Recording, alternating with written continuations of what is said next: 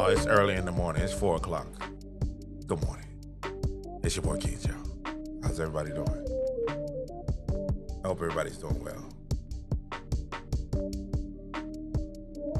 All right, so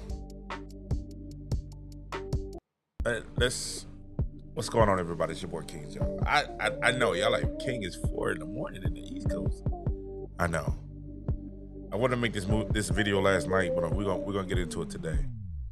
And first, welcome to the King Joe Show. If you don't mind hitting that like and subscribe button. No fancy intros today. No fancy backgrounds. We're just at the house. We're in the room tonight.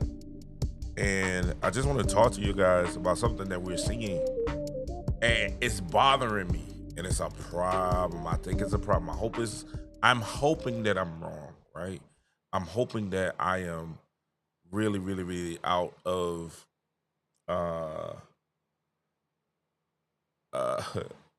he said, praise the Lord, bro. She's definitely Lord. What's up, Tim? How you doing? I'm sincerely hoping that I am incorrect in what I'm saying. But I'm looking at the things that's happening. You know, like the word that a lot of people are using that I kind of refuse to throw around is sabotage, right? Like they're sabotaging Caitlyn. Like, you know, that's one of the big things that people are saying, like they're sabotaging Caitlyn. And I'm like, I don't know if it's that big of a deal. But I will say that the decisions that has been made by this organization has been questionable. Has been really questionable.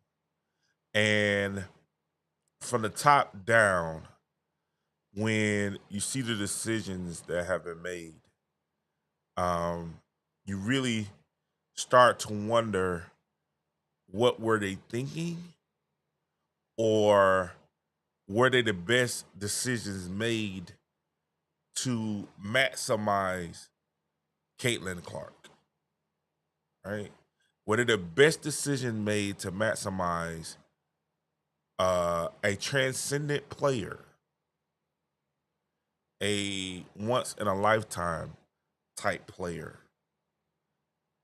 Were they trying to maximize it business wise? Or did they understand, you know, like a lot of times when I talk about Angel Reese, right? My issue with Angel Reese is that, okay, Angel, sometimes she's so focused on the other things, basketball isn't the main thing. You know what I'm saying? She wins the summer and everything, but it's not basketball, right? And to understand that the more successful you are on the court, that parlays to being more successful outside of the court, right? So I think when we're talking about Indiana Fever, Tim, I'm getting there. I'm building my foundation. When we talk about the Indiana Fever and what they've done in the offseason, up to this point,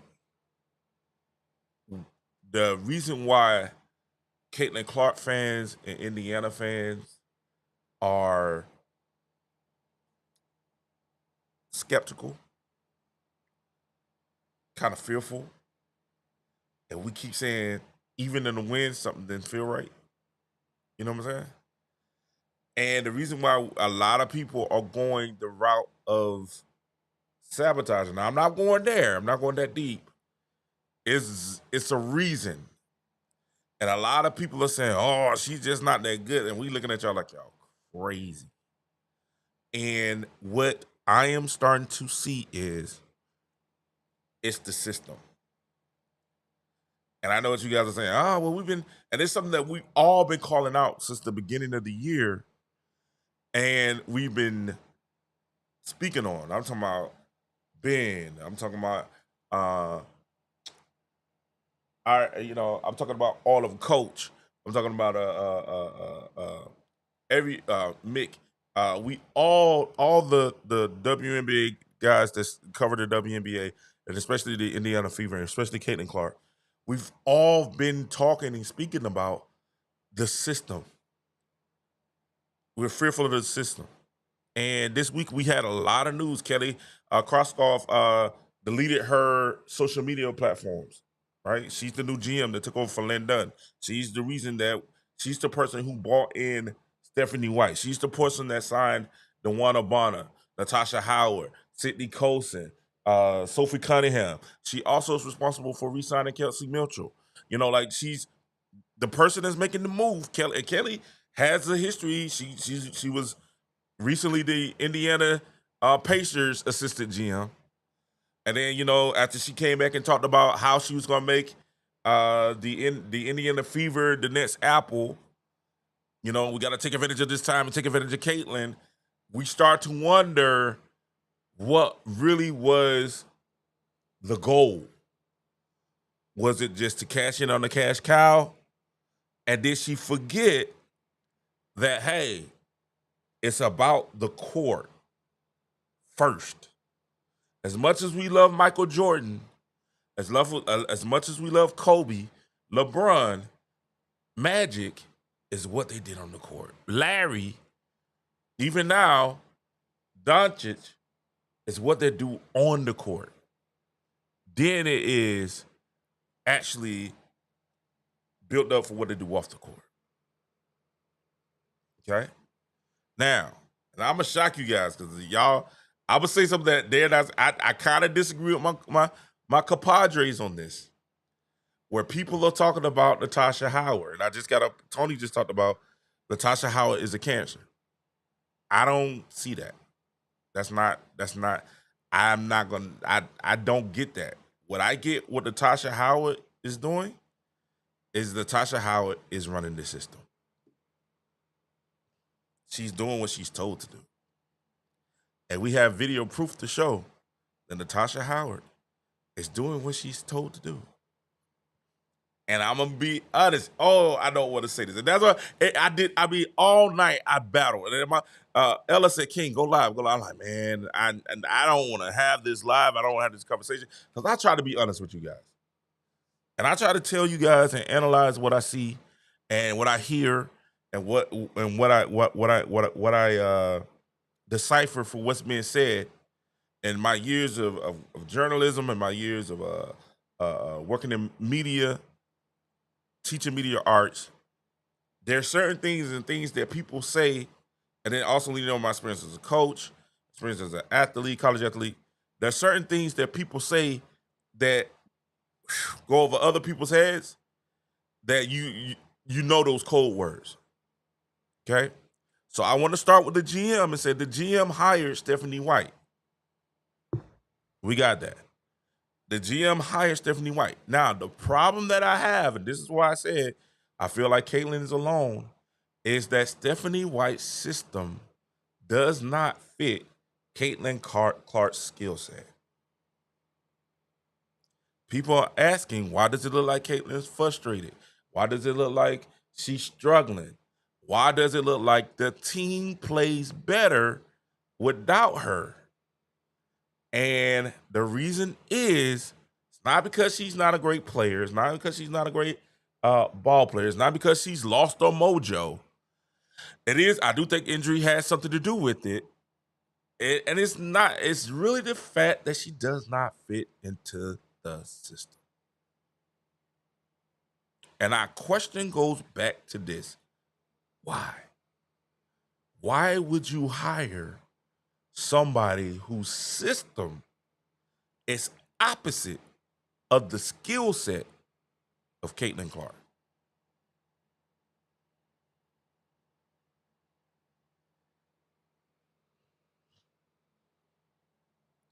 They lied to that everybody keeps saying they were dishonest. Or what? That's why she deleted her social media, because we were calling her out and saying, hey, you guys were dishonest. You guys said that you guys was bringing in a coach to fit the players, right? And your point guard is your quarterback. Your point guard is the person that wants to, that initiates your offense. Now, remember that word initiates your offense when we're talking about this. And you hired Stephanie White as the head coach after what we saw with Christy Sides last year. Now, let's talk about Caitlin Clark. Caitlin Clark played at Iowa. The tight offense that they played at Iowa was a space and pace, meaning that the offense geared towards Caitlin Clark's strengths.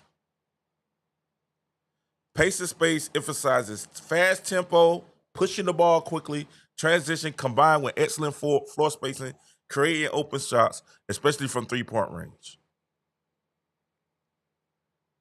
It can implement some motion offense elements where they have cutting and screening and passing. But normally you run a high pick and roll. If everything breaks down for transition, you go into a high pick and roll.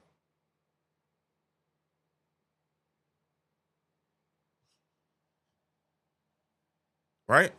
That's what she grew. That's what made Caitlin Clark special. It's the fact that in Lisa Boulder's system, she runs aggressive, beats the defense down, and that's what made her, happen.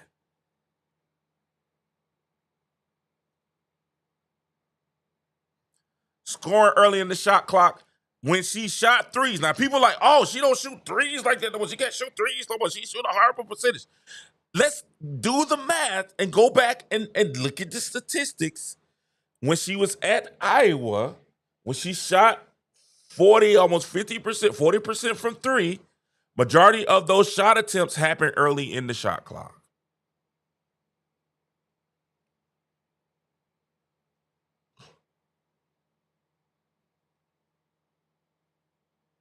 She was actually shooting from 25 to 30 feet. She was shooting a better percentage than Curry, Damian Lillard.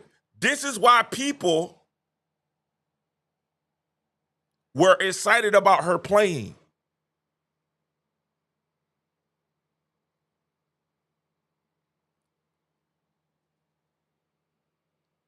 This is why when we got there, you know what I'm saying? We were like, all right, this is what we want to see. Up-tempo basketball. Let's go. Run, push the pace. Transition basketball. Even when you hear Caitlin Clark speak, what is she saying? Hey, we're best when we're running transition basketball.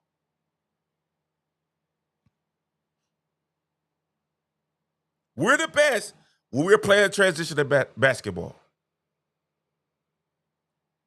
Ladies and gentlemen, the problem is Stephanie White motion offense is not up tempo. If you know what the motion offense is, and if you are very knowledgeable about basketball, you know that motion offense isn't an up-tempo offense. The motion offense wants you to slow down, be patient, work for the perfect shot. That's not Caitlin. She's built on fast, explore early opportunities, keep the defense on their heels before they even know what hit them.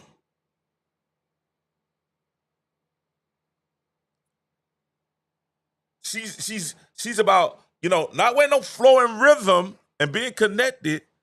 She creates on the fly with quick reads, instant range. That's why last year they ran a lot of quick hitters. Killer instincts. She's not a motion offense player. She's a whole different beast.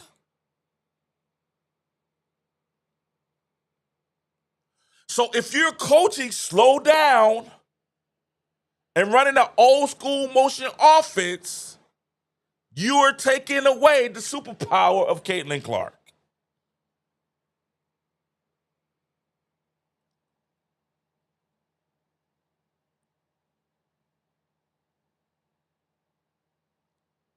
And I want to explain to you guys.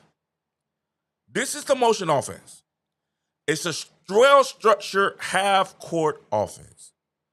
The ball moves from side to side using passes and player movements, cut screens to create open shots. It focuses on spacing and reading the defense and continuous motion by all the player. It's about patience and creating good shots through teamwork and timing.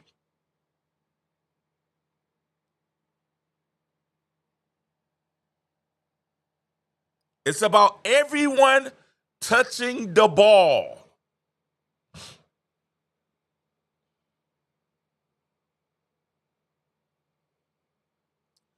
And the scary thing is this, before this is what the motion offense is. And the scary thing was we were saying, and right now online, people are saying, oh, Natasha Howard sold on Caitlin. No, she did not. She is running the system. I'm about to prove it to you in 1 second. She should have passed the ball to Caitlin. That is not the motion offense.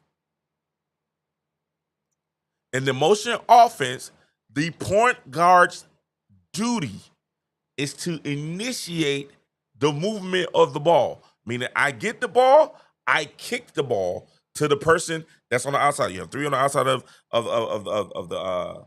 You have 1 in the paint, 3 on the outside of the edges of the 3-point line. I bring the ball across, and I'm getting the ball out my hands.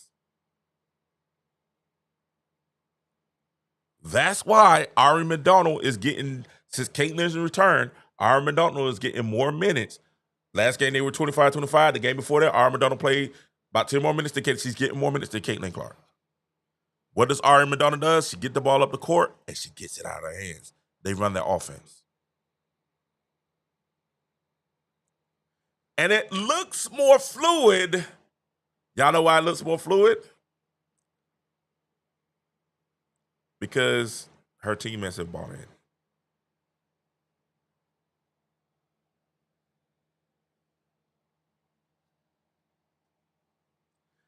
The team, her teammates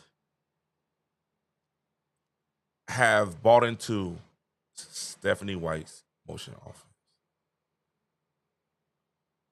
That's why I said she's.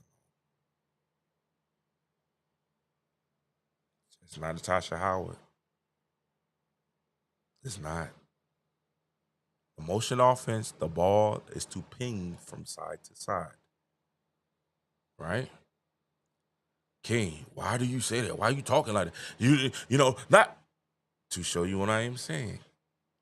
Let's go to the press conference after the game. And when I heard this press conference, I said, uh-oh.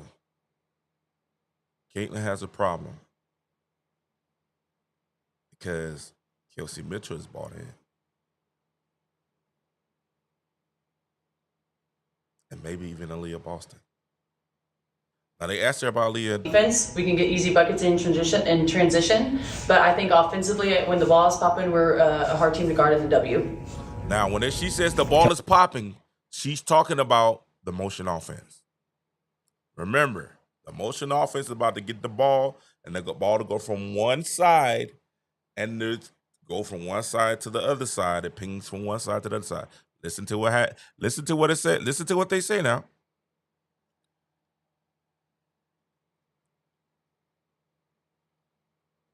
My computer's. Yeah, I mean, it feels good. I think that our team has enough offensive threats that we should have 5 to 6 people in double figures every single night when we move the ball. When the ball is popping, we're a really hard team to guard. Again, we have to be disciplined on defense. We can get easy buckets in transition, but I think offensively, when the ball is popping, we're a hard team to guard at the W.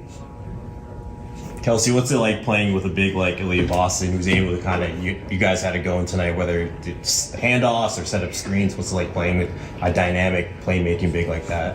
I think it's kind of a testament to what Soph said. I think when the ball pings and everyone can kind of we get to 2 and 3 sides, you get to see more of who we are. When the ball pings and it goes to 2 or 3 sides, we get to see who we really are. Are y'all paying attention to what they are saying? This is saying we are running the motion offense. To see who we really are, we are. to see who we really are as a team, the ball has to move from side to side. Listen, I'm not making this up, baby. Listen, it bothered me when I heard this. I was watching this, and I sat there and I told Ella, I said, I do not want to do this show. I'm hearing what they're saying. They're telling you exactly how they feel about this offense and who they sided with in this offense. And I'm like, it's not Caitlin. Go ahead. And I think that's tied with how effective our defense can be. When you guys see us get to make plays in transition or down the floor, that comes from defense. And I think it's an idea that we have to continuously hammer home. And it's big for me and AD, but as well as our group. When you see the ball go back and forth, it's because we all sticking together. And so that's what we want to hang our hat on all season. When we see the ball go back and forth, y'all got to listen to what they are saying. They're telling you. She's literally telling you, hey, the only time we need to run is off defense. If we play good defense, yeah, then our transition game, we'll go run there when we play good defense. But if we're not playing good defense, hey, the ball pings from side to side. This is literally what is it? And I was like, make plays in transition or down the floor, that comes from defense. And I think it's an idea that we have to continuously hammer home. And it's big for me and AD, but as well as our group. When you see the ball go back and forth, it's because we all sticking together. And so that's what we want to hang our hat on all season. That's what we want to hang our hat on all season. You guys was like, it's Natasha Howard. And I'm like, no, it's not just Natasha Howard, dog. Natasha Howard's in the system.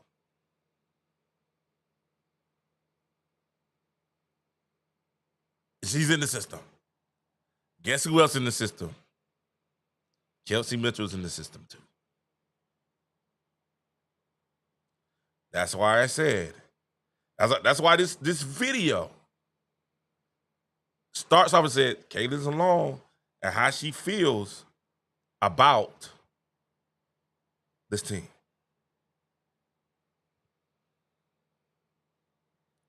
And you can't be mad. Listen, and people say, well, Kelsey, like, Caitlin helped you get to the blah, blah, blah, blah. Listen, what Kelsey's game, and you can't be mad at Kelsey, right? Like, I want to be fair, and I want to have breaks. I don't want to throw nobody. I'm not throwing anybody, and I'm not trying to cause any decision. We have to be fair. The Kelsey Mitchell's game really does fit the motion offense.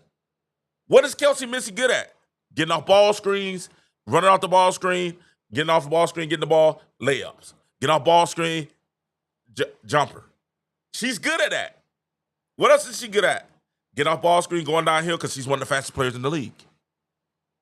So she really can play both ways. She can play the transition offense, but her game, she's an undersized guard, right? With, I wouldn't say elite handles, but she has good handles. It's more speed. She has the speed first step. So if you're gonna get Kelsey Mitchell the ball, you run a screen for her. The person that's chasing Kelsey, she's so fast, she's right there at the rim. It fits her offense. She's cool with it. That's why she continues to excel. Y'all heard it. She's like a running back going down the lane. You know, am I lying? If y'all watch, this is gonna tell if y'all really watch the game and listen to the. I'm not Shannon Sharp, but I don't turn. I like listening to the announcers.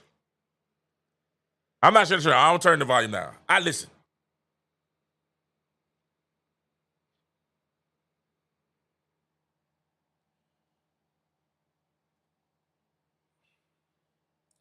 People saying that it's not Natasha Howard.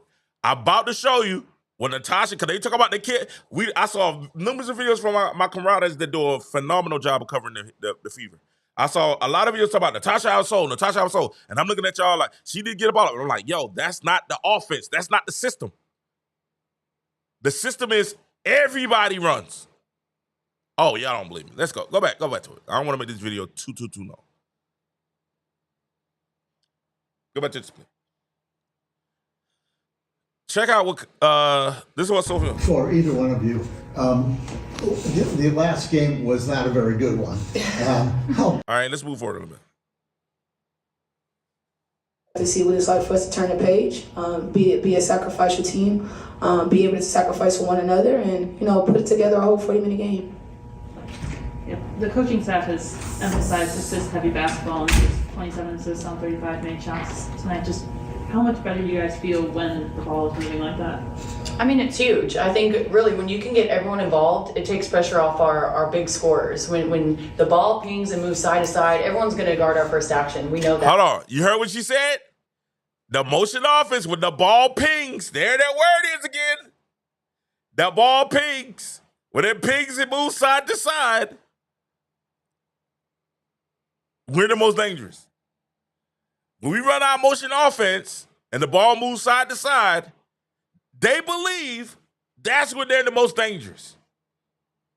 They've bought in that this is the best, this is the team, this makes us the best possible team for us, everybody to touch the ball to go from side to side, right?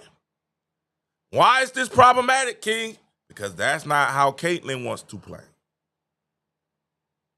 Were you going to sacrifice the whole team for Caitlin? No. The team is better when Caitlin has the ball in her hands.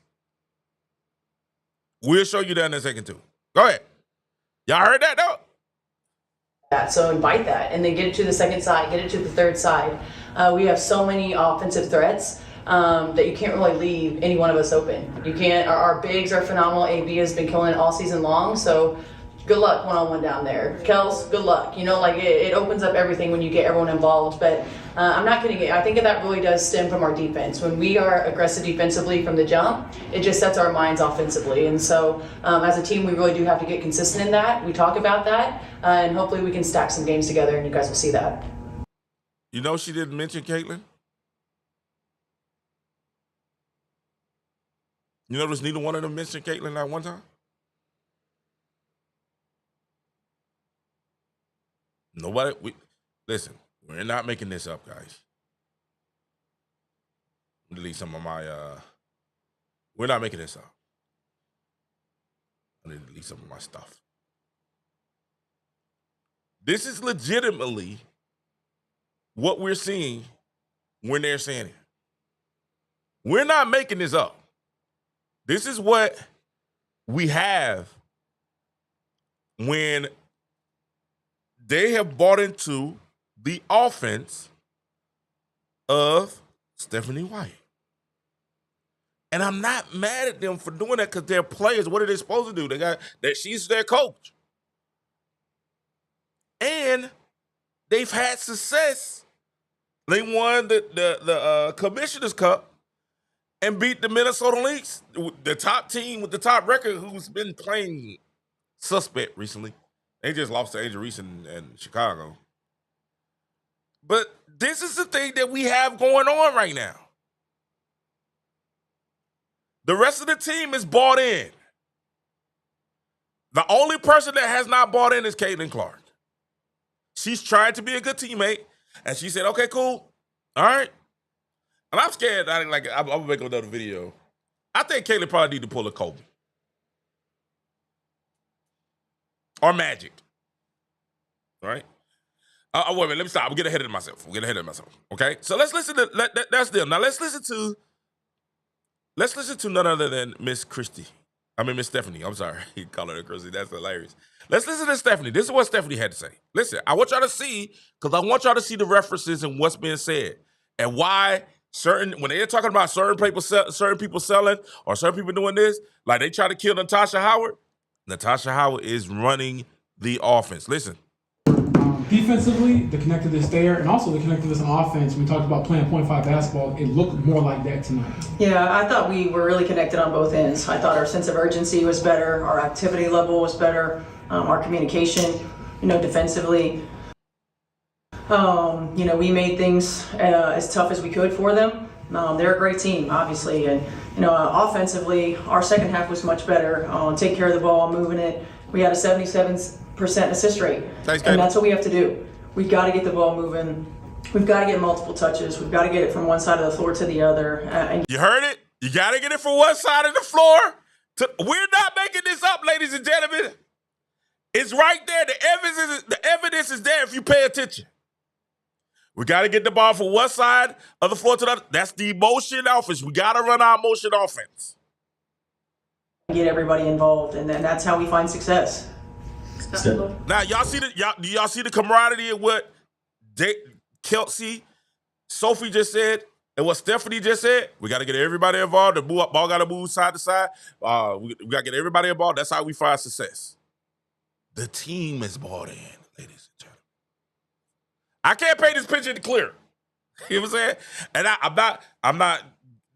I'm not throwing any conspiracy theory out there. I'm just following what the players and the coaches are saying. Listen. Steph, do you feel like tonight was kind of a weight lifted off the team after that last performance and a sign of, hey, this is what we're capable of? Yeah, I think so. We've been talking all year about, building consistency. This is game 2 with our whole roster. With everybody in our rotation, for sure. And we still haven't had a practice with everybody, right? So I think building consistency, consistency in habits for us, continuing to work consistency in rotation. Now that C's back, now that Didi's back, what does it look like?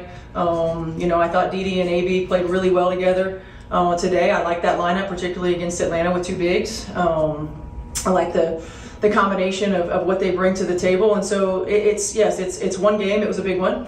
We needed it, but we got to continue to stack days and build on it. And I know after Wednesday's game, you mentioned the lack of competitive fire, and then Sophie on Thursday talked about wanting to light a fire under your butts. Just how did you see that competitiveness come out today? Yeah, I mean, it was there in shoot around today. They had great energy. They had a pep in their step. And I think they did from the jump, and we didn't allow breakdowns or runs. I'm going to speed up a little bit. I want to get to the Aaliyah Boston question. And I thought we did a much better job of that tonight. We did not shoot the ball particularly well in the first half. I do want to go back a little bit. Hold on, wait. We answered them, and that's a sign of growth. But that's what it takes in this league. I mean, it's not peaks and valleys. I mean, it's going to ebb and flow, and teams are going to make runs, and we've got to be able to respond. And I thought we did a much better job of that tonight. We did not shoot the ball particularly well in the first half, and we stayed confident, and we took our shots, and we let the ball find the right shot.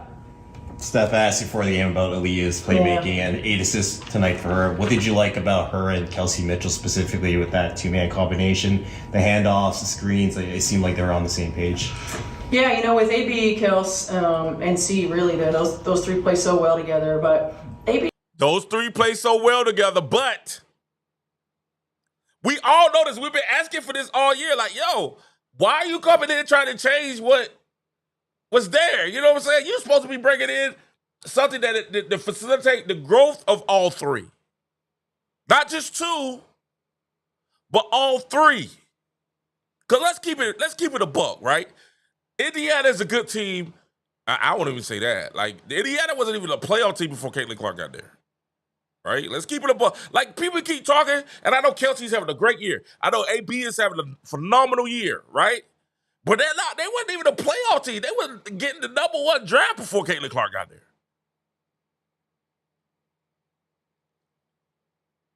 Really, that's what got Caitlin Clark there. They were all-stars then. And they were all-stars then.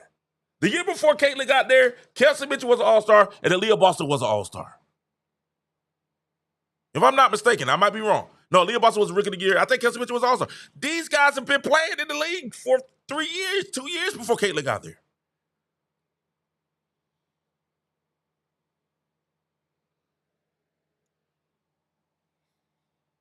I'm trying to figure it out. But you're supposed to make sure all the players, these young 3 whippersnappers, are growing together as a team, not separating 2 out of 3. Watch what happens. She just makes really good decisions. She doesn't usually get rushed. She doesn't take chances typically.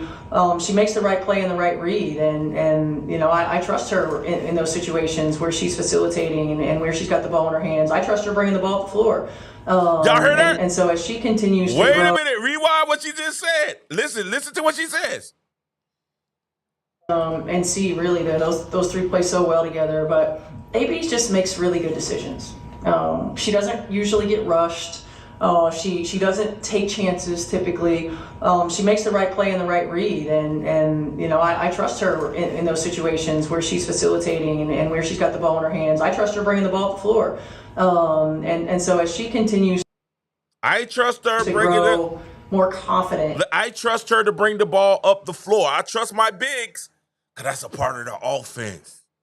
Y'all like Natasha Howard pass the ball to Caitlin? No, she wants the bigs bringing the ball up the floor. Listen what she wants Aaliyah Boston to be. Keep going. In this role that she's playing, I mean, I think you're going to just continue to see her flourish. Like, you know, I know she's a different kind of player, but I told her before the season started, it's like we want to use you kind of like Jokic, right? To play through you and for you to be able to score and facilitate from multiple places on the floor. The thing that I loved the most was that three that she stepped into and just let it fly, right? Like that's. She said we want to use her like Jokic. Anybody know what Jokic is? Yeah, it's right there in front of your face, ladies and gentlemen. You know what I'm saying? Like, the things that's happening here, right? It's right there in front of your face. It's not, and people say, oh, you just want Kelly, blah, blah, blah, blah. No, listen to me, like, listen. Please, thank you for watching. Please hit the like and subscribe. Thank you for watching. Please hit the like and subscribe. They help the algorithm. The thing is this. Aaliyah Boston is playing phenomenally this year. Kelsey Mitchell is playing phenomenally this year. But with Aaliyah Boston and Kelsey Mitchell playing phenomenal, guess what? Your first round, if you make the playoffs, your first round is.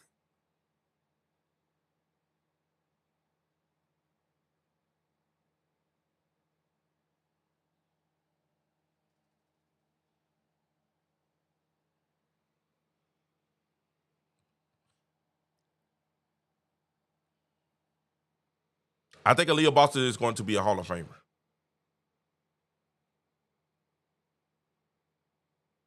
But if you want championships and dynasties, you gotta roll. You gotta have more than one.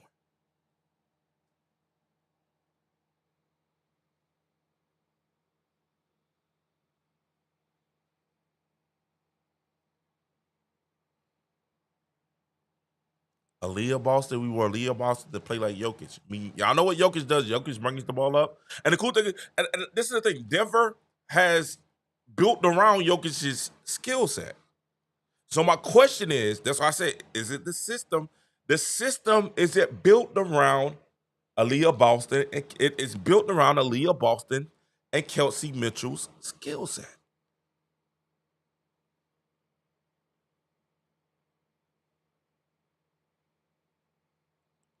She says I'm going in and out sound. Can you guys hear me all right? Thumbs up if you can hear me cool. Am I going in and out sound-wise?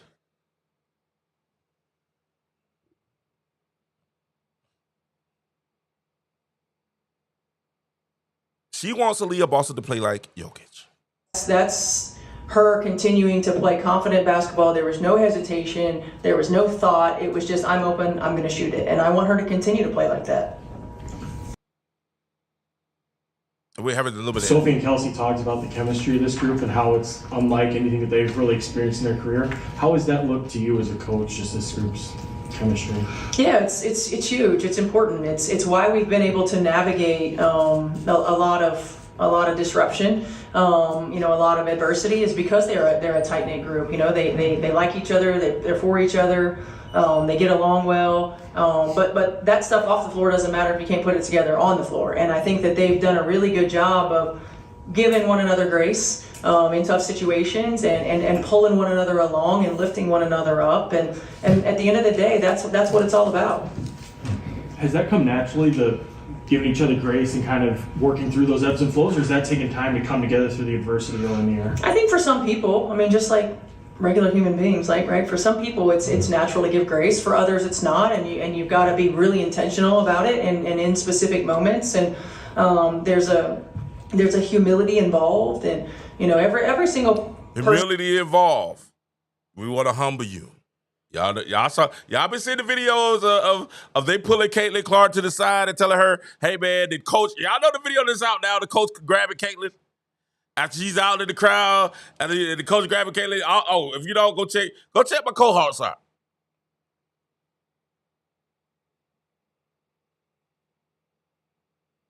Go check the cohorts out. and be intentional about that. So I have a question about the matchup with Atlanta. You're split the season now. I don't care about it. But do you guys understand what I'm saying, guys? Thank you, guys. Numbers been looking incredible tonight. Appreciate you. Y'all up with me early in the morning. I appreciate every last one. Caitlin Clark is a transcendent talent and I see now why Mick has been saying, if y'all not going to use her, trade her. Right? But they won't trade her. And I told you, I said the foundation. They won't trade her because they know that Caitlin Clark is the golden calf.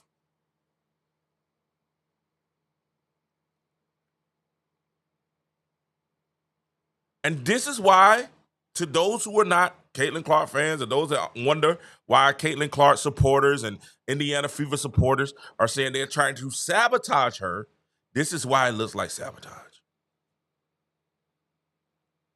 Because what it is it's a difference in philosophy. Basketball philosophy. You have a coach that is trying to make a player fit her system rather than the system fitting the player.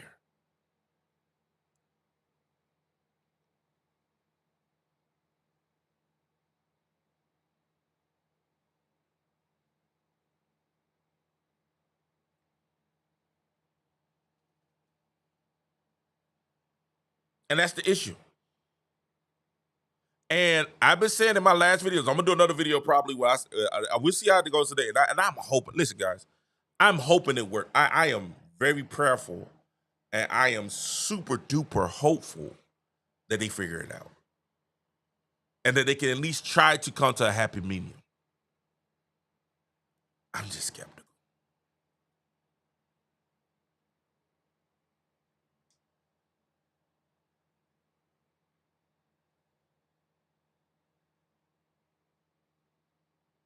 I'm just skeptical.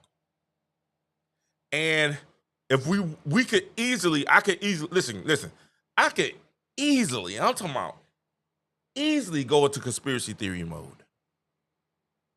I'm talking about just easy, I'm talking about in a quick second, easy conspiracy theory. The WNBA is in cahoots. They went and got a GM that used to work for the league. They ended up working for the Indiana Pacers. They brought her back. They fired Lynn Dunn, the person who drafted Caitlin Clark. They moved her into a special quote-unquote position, advisory position, but literally they fired her. They replaced her with Kristoff. Kristoff comes and said, "Hey, let's get Stephanie. Hey, man, we got a TV deals coming up. We got the WNBA PA deals coming up. Man, we gotta kind of just dampen her, not let it look like, we gotta make it look like it's gonna work, like we're trying to work with her and make her better, but we gotta dampen the light just a little bit. And your offense, are you strong enough to handle it? Because Christy Sides wasn't strong enough to handle that. Are you strong enough to do it? I'm strong enough to do it. All right, cool. Well, you come in, run your offense, do this. Hey, let's just, make sure you haul her in. Just wheel her in, he'll humble her a little bit, wheel her in so, she'll understand what it's about. It's not just about the players, because, Stephanie White was a player. Kristoff was over the work with players, so it's not just about one player. It's about the whole team. We try to build something for everybody, and we can make this work. If we get Aaliyah, Kelsey on the team, we can make this work. It's easy to draw a conspiracy theory on this. It's easy to draw a conspiracy theory that Stephanie White doesn't want Caitlin Clark. You know what I'm saying? It's easy. And I'm just saying I don't necessarily want to do that.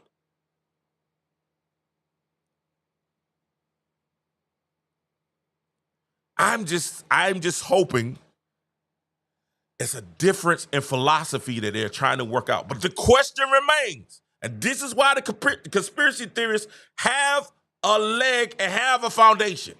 The question remains was, why did you hire Stephanie White to begin with?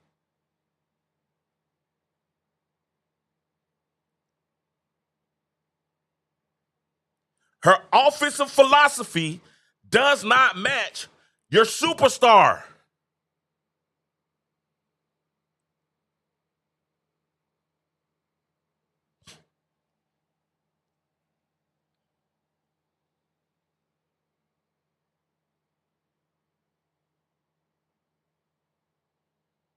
That's when we start asking those questions. That's why you got to get off social media, because we're coming to you and say, hey, man, the offense looked better last year.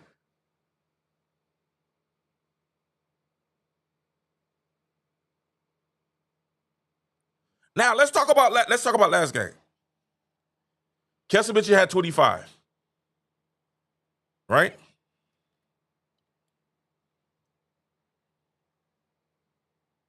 I want to show you something.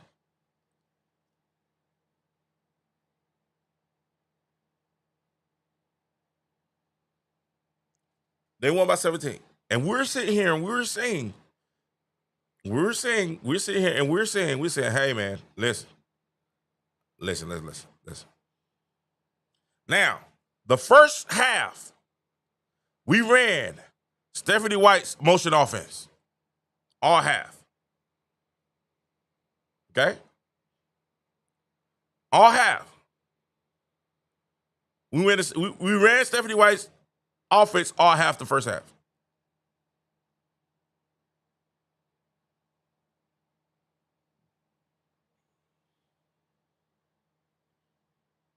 Okay? Now, I want to show you something.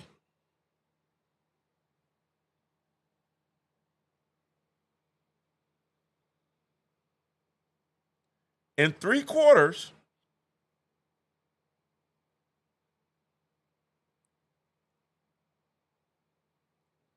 right?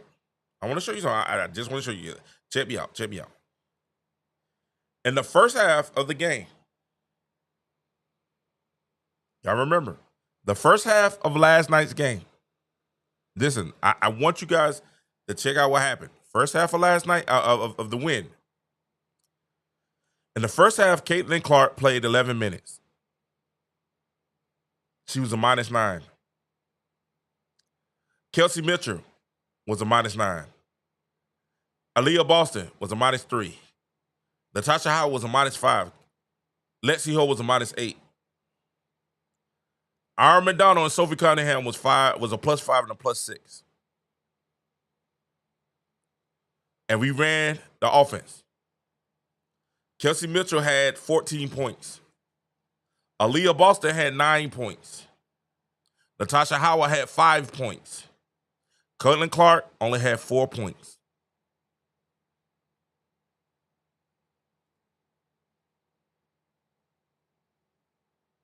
And 5 assists. Right? And 1 rebound. 4 points, 5 assists, and 1 rebound at halftime. Now, she wasn't shooting. She didn't shoot well.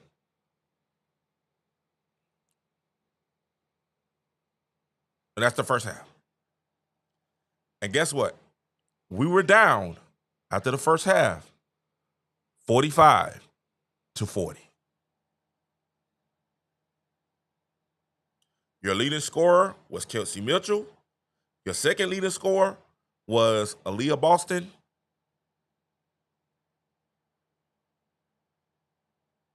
And your third leading scorer was Natasha Howard. We were losing. And Caitlin Clark played 11 minutes. Let's go to the second half. Now, we heard, now it is a rumor going around. I don't know how true. Everybody's looking for film. Everybody's looking for the film. The liquidator, he said, hey, man, I'm looking for the film.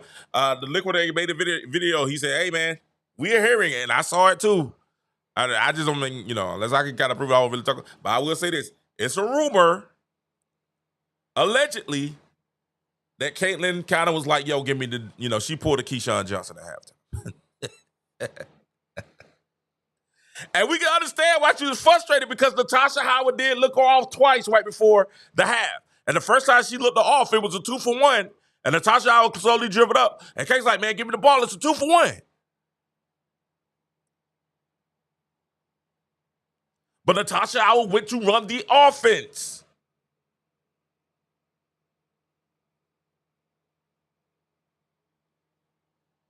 That we heard Stephanie White herself said she wants her bigs to bring up the ball.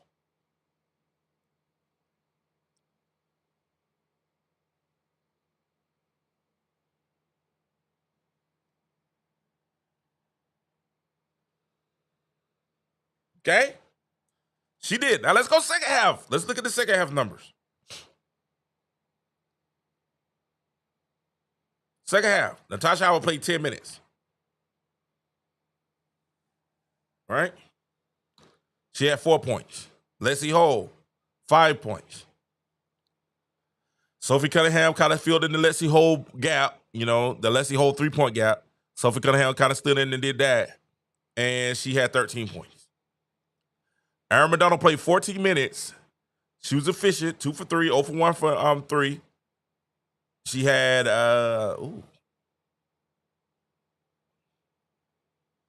She had 4 points, 1 assist, and 3 rebounds. Now, Kelsey Mitchell, who played less. Now, in the first half, Kelsey Mitchell played how many minutes? 14, almost 15 minutes in the first half.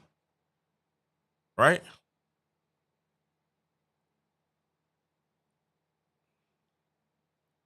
In the first half, she played about 14, 15 minutes. Altogether, she played 25 minutes. So that means in the second half, she only played 10 minutes. And she played very efficient. She was 3 for 4, 1 for 1 for 3. And she was able to get her points. She had 11 points. Aaliyah Boston, before she fired out in the second half, she had 10 points. Natasha Howard pretty much had the same, 4 to 5 points. Lexi Hall, 5 points. Right? Caitlin Clark, 8 points. 4 assists, 3 rebounds.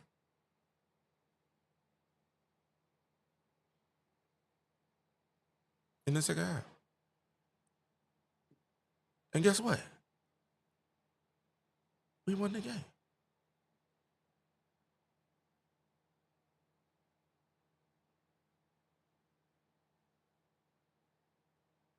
We scored in the first half, running the motion offense, we scored 21 points in the first quarter, 19 in the second quarter. In the third quarter, when Caitlin starts saying, hey, man, give me the ball, y'all get out of the way. Y'all messing up. We about to lose this game. We scored 29 in the third quarter, and the fourth quarter, with the ball in her hand, not running the offense, getting the ball out early, and we're about to show you guys, getting the ball out early, guess what happened? We scored 30 points.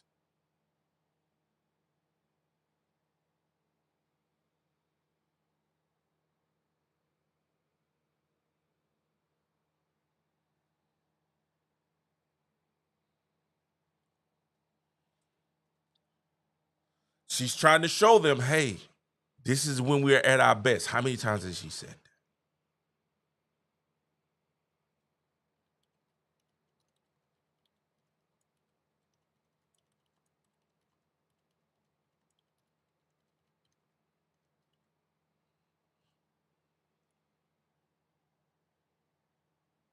How many times has she said that?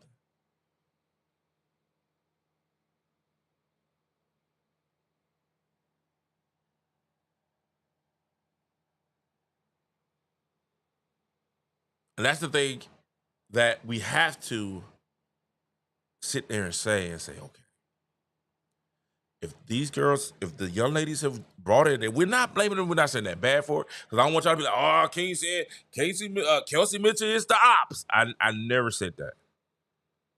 Oh, Aaliyah Boston is the ops. Nope, not at all.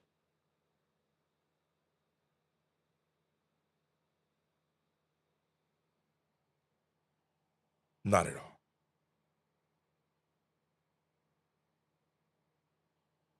What I'm saying is they are buying into what the coach wants them to do.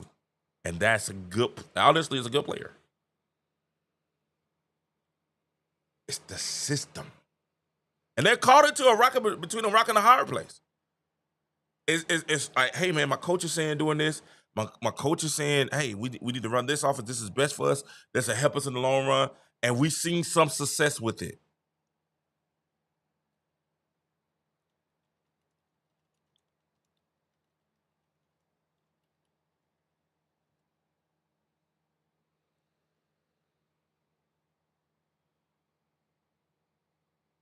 right? We've seen some success with it. But that's how Caitlin wants to play.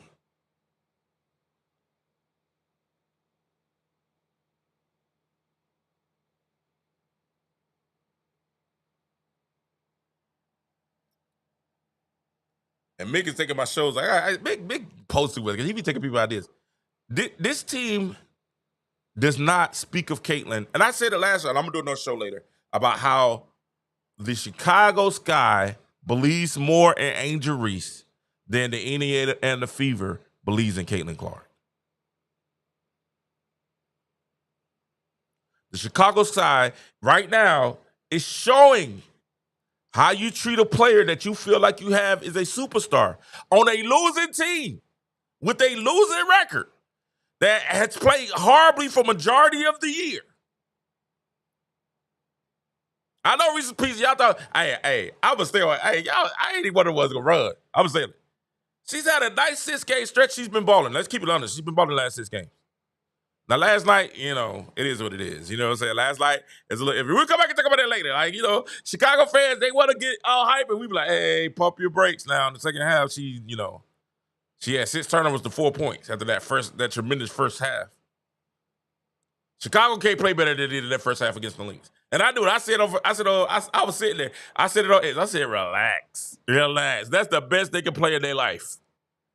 Everything went down for them in the first half. And sure enough, Lynx started walking them down, and the referees took over the game and let Chicago. That was a horribly officiated game. But with that being said, one thing I got to say about Chicago, listen, Chicago treats Angel Reese like she's the star. Did y'all see where Tyler Marsh got up and what he said about Angel Reese? Oh, hold on. Let me show you that. And this, and I'm only bringing this up not to be like, hey, we gotta have the Angel Caitlin. No, I'm bringing this up because I want y'all to see the difference and how they're talking about Caitlin compared to how the Chicago coach speaks about Angel Reese. They're all in, right? They're all in. Say what you want to say. They're all in.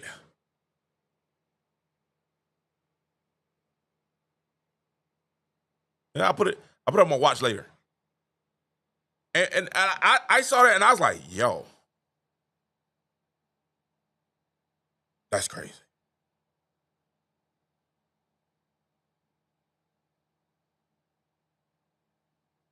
I was like, that's really, really crazy.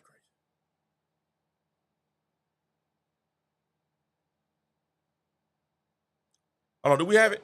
Okay, we got it. All right, cool. Let's play it. I want y'all to see how Tyler Marsh speaks about Angel Reese.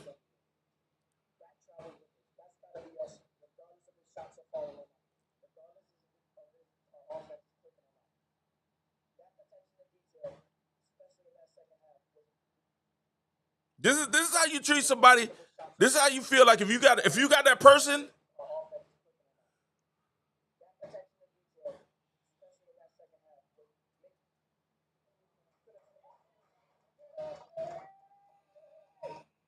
I want you to check this out. Watch.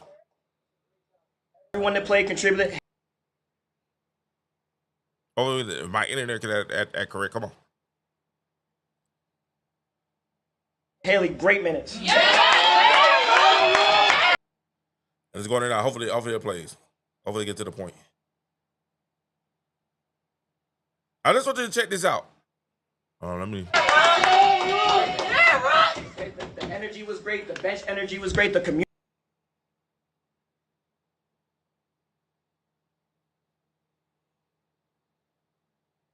communication was great. Somebody got their first triple-double today. Yeah. This is when Angel got a triple-double, and they got the double. They got the win.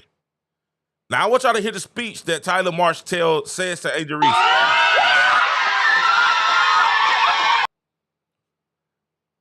You know what I'm saying? They're treating Angel like she's getting the superstar treatment.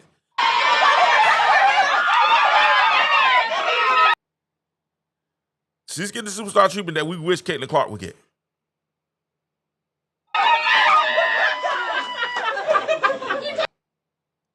Oh, my internet. I don't know why my internet is running so bad. Are we trying to protect the joint?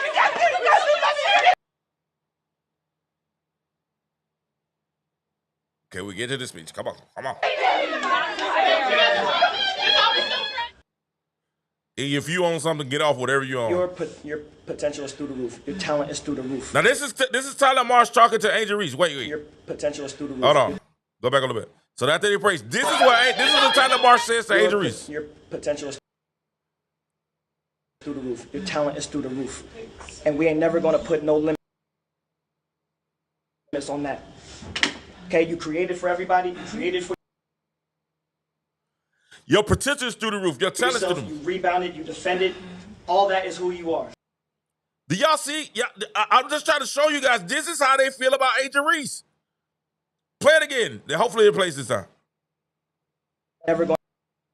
Don't let everybody tell you your potential is through the roof. We're going to do everything. We're not gonna put no limits on that. Okay, you created for everybody. Y'all heard it? I know it's choppy, but let me tell you. He said your potential is through the roof. You created for yourself. You rebounded. You defended. Everything is through the roof. He said your potential is through the roof. You done all this. It's through the roof. And we're going to support you. We're not going to put limits on you. Oh, now you. All right. Hold on. Let's see if it'll play now. I want you guys to see if it'll play. Hopefully it'll play.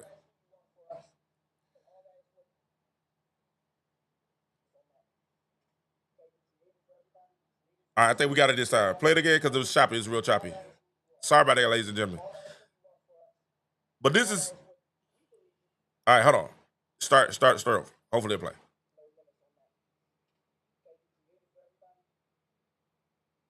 All right, all right, so I know it's my software.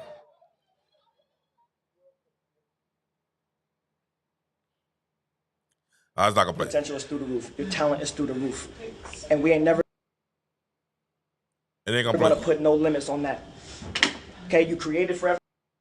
But basically, he said your potential is through the roof. Your talent is through the roof. And we're never gonna put any type of limits on that. I haven't heard Caitlin Clark say that one time. Right? I haven't heard the Indiana Fever organization hasn't said that to Caitlin Clark one time. We believe in you. Your talent is limitless. We're gonna invest in you, man, and we're gonna take it. Hey, you do everything. You handle the ball. You rebound. You do all those things, and we're gonna run that to the thing. That's what Tyler Marsh is saying to his star player. But you know what Stephanie White is saying? Ah, man, well, you know, we want to get everybody else involved. Get everybody, and I know y'all say, well, they only got, they don't. They got Ariel Atkins. They got Cardosa, who's a higher draft pick.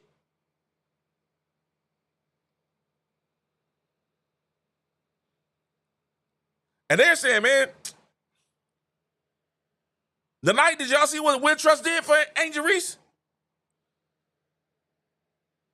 They had all them shirts out there. They were celebrating the NBA 2K cover. And we're sitting up here saying, dawg, can y'all play Caitlin Clark? Can y'all give her the ball? Can y'all let her be Caitlin Clark?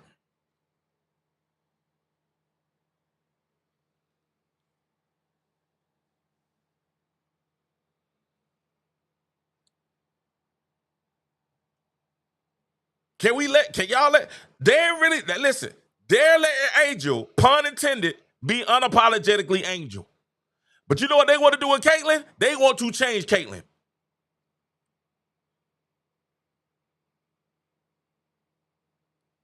To fit a system. Where Tyler Marsh y'all know why Angel Reese is balling now? Because Tyler Marsh said, you know what? Man, we going to put the system around Angel that's put her in the best position to succeed. And by God, it's working.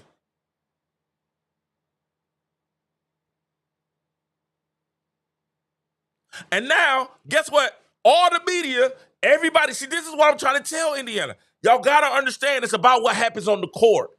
That translates to what happens off the court. So now all the media is saying, Angel Reese the last 6 games have been balling. They've been playing crazy. Now she got the 2K cover. Now she got all this, right?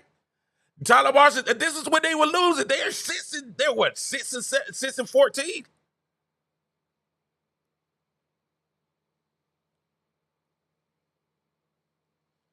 Caitlin Clark hits a 3 after getting assaulted and beat up, and she's pumped and she's in her feelings. Yeah, let's go. And y'all pulling the girl. Go sit down.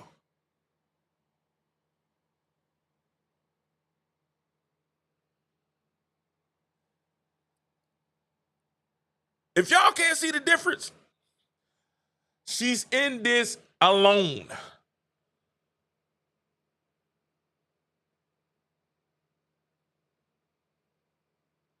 She's in this alone.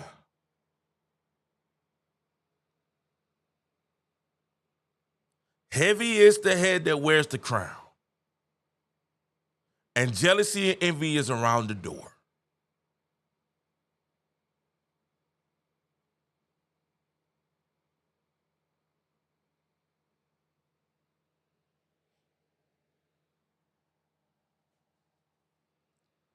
It's just we notice. You got the number 1 all-star in the league.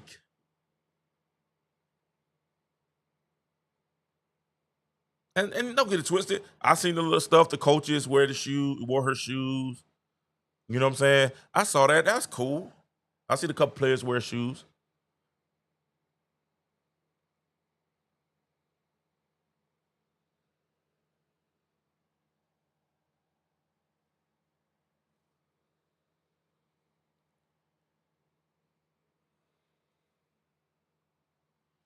It's different.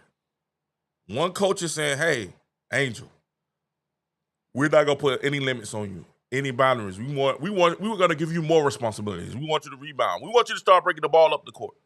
We want you to do everything you can to reach your full potential as a basketball player. We're willing to help you, and we're gonna run with that to help you reach your full potential as a basketball player. And then you got the other coach that's saying, hey, our way of helping you is to take the ball from you, relieve you a little bit. Don't let you do what you're best at doing. When you were at Iowa shooting those 30-footers, they're like, you can't shoot 30-footers no more. That was in the early stages of the shot clock. That's when you was pushing pace, beating the defense down there, keeping them on their heels. We trust you. Lisa Boulder said, Caitlin Clark, we trust you, get us there.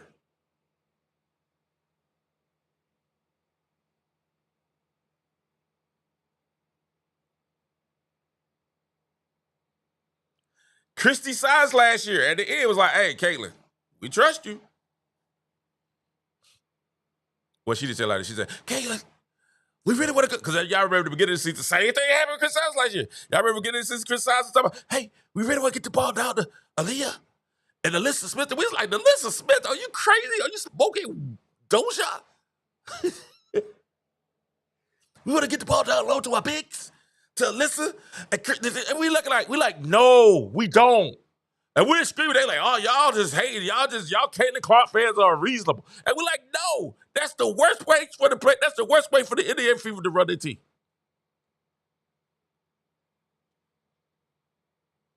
Now we just got Stephanie Sides saying, well, what we're doing is we're trying to stop teams are going to blitz her. They're gonna double her, and now we're just trying to get the ball out of hand with a secondary defender. I would love for Leah Boston to become Jokic and have Caitlin play off ball, which we know Caitlin can play off ball. She played off ball last year, but it was with quick hitters.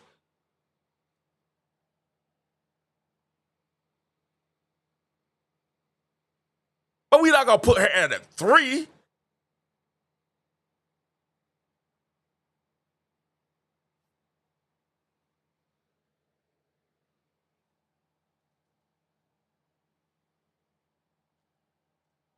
And this is what, and to be real with you, I told I said, you know, Katie started playing bully ball. And I loved it. I loved the attitude. Katie like, man, screw y'all. I'm finna go do what I'm doing. And because my internet's making I ain't gonna run the videos, but I have a montage of videos of the scores, the last scores that we had in the second half. And what Caitlin was doing was she was getting the ball out of her hands early in the shot clock or early in the possession, and she was getting the ball in the Aaliyah. She was getting the ball out. They was running the ball, getting the ball early in the possession, and she's like, all right, cool. Screw this offense. Let's go one-on-one, mano-mano. Me and Canada, they gonna play Canada on me one-on-one? Oh, let me take you to the deep waters.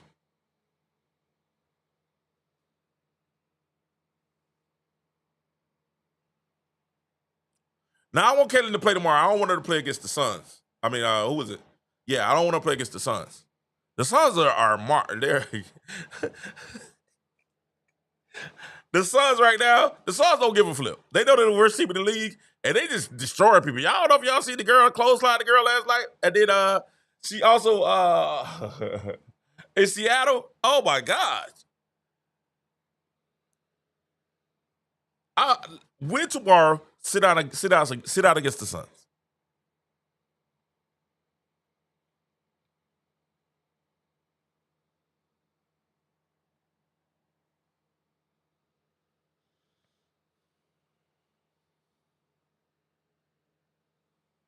Hey, what's up, Irvin Paul? Thank you, sir. I appreciate it. I appreciate you so much.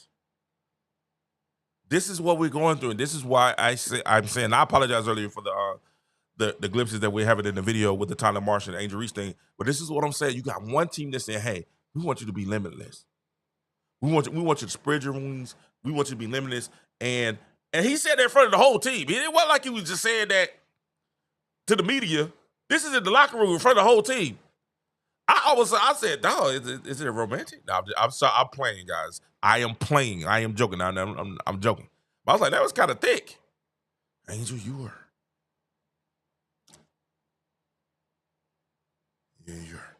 the way you play, the potential you have, and everything. We're gonna put you in the best situations where your talent is limitless, and we trust you to take us to the pro. Man, that's all. Listen, man, you had that conversation with Caitlin. Caitlin's going to make the right play. If she's hot, she's gonna shoot that thing. If she's not, she's gonna pass it. And even if she's hot and somebody else has the hot hand, she's gonna pass it. That's why I'm kind of like disappointed, but I understand. Like I'm giving grace. I'm kind of disappointed in Kelsey a little bit because she knows that Caitlin's gonna make the right play.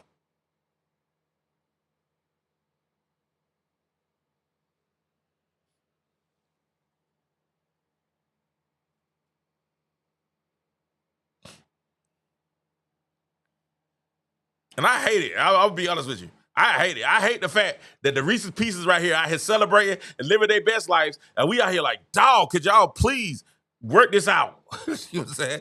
Could y'all figure this out, please? Oh, my gosh.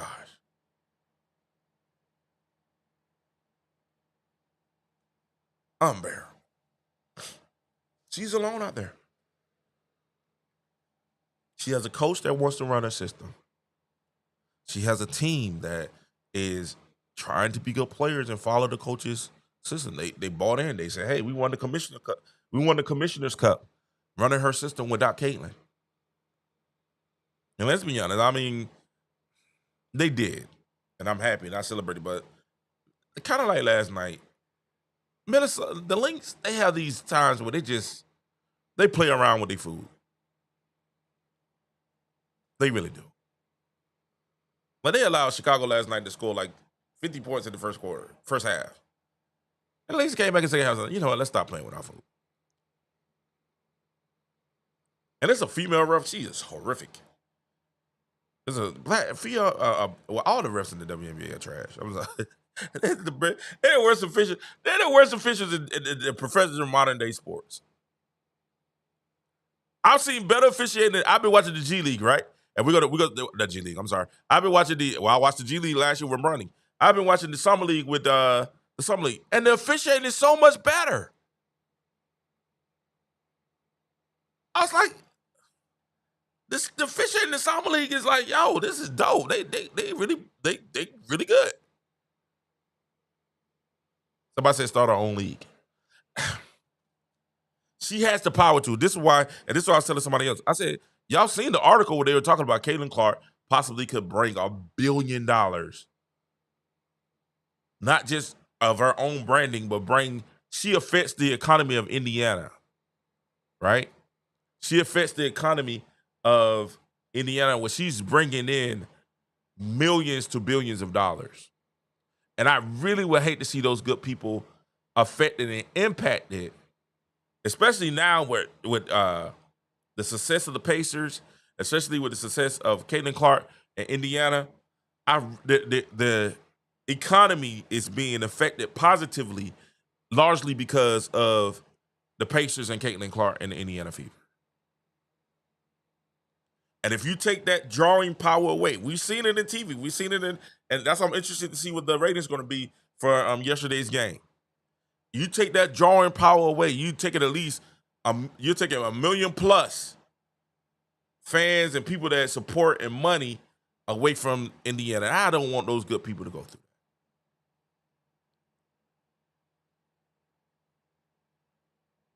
But at the same time,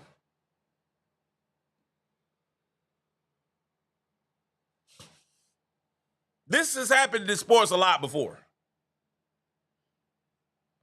This happened in sports a lot before. Like this is Magic. I keep bringing it up. This is Magic and Westhead. This is LeBron and Black. You know, the Black wanted to run his off. LeBron like, hey man, listen, give me some shooters around me. Put me in top. Let's run 1 and 4. Let's get this thing going. Let's get this thing popping. This is how I play the best. And the coaches that are great, they are able to adjust. Let me be the point guard on the floor. Let me find everybody. Everybody still get his stuff. Let me direct the traffic. This is how we're going to run the offense.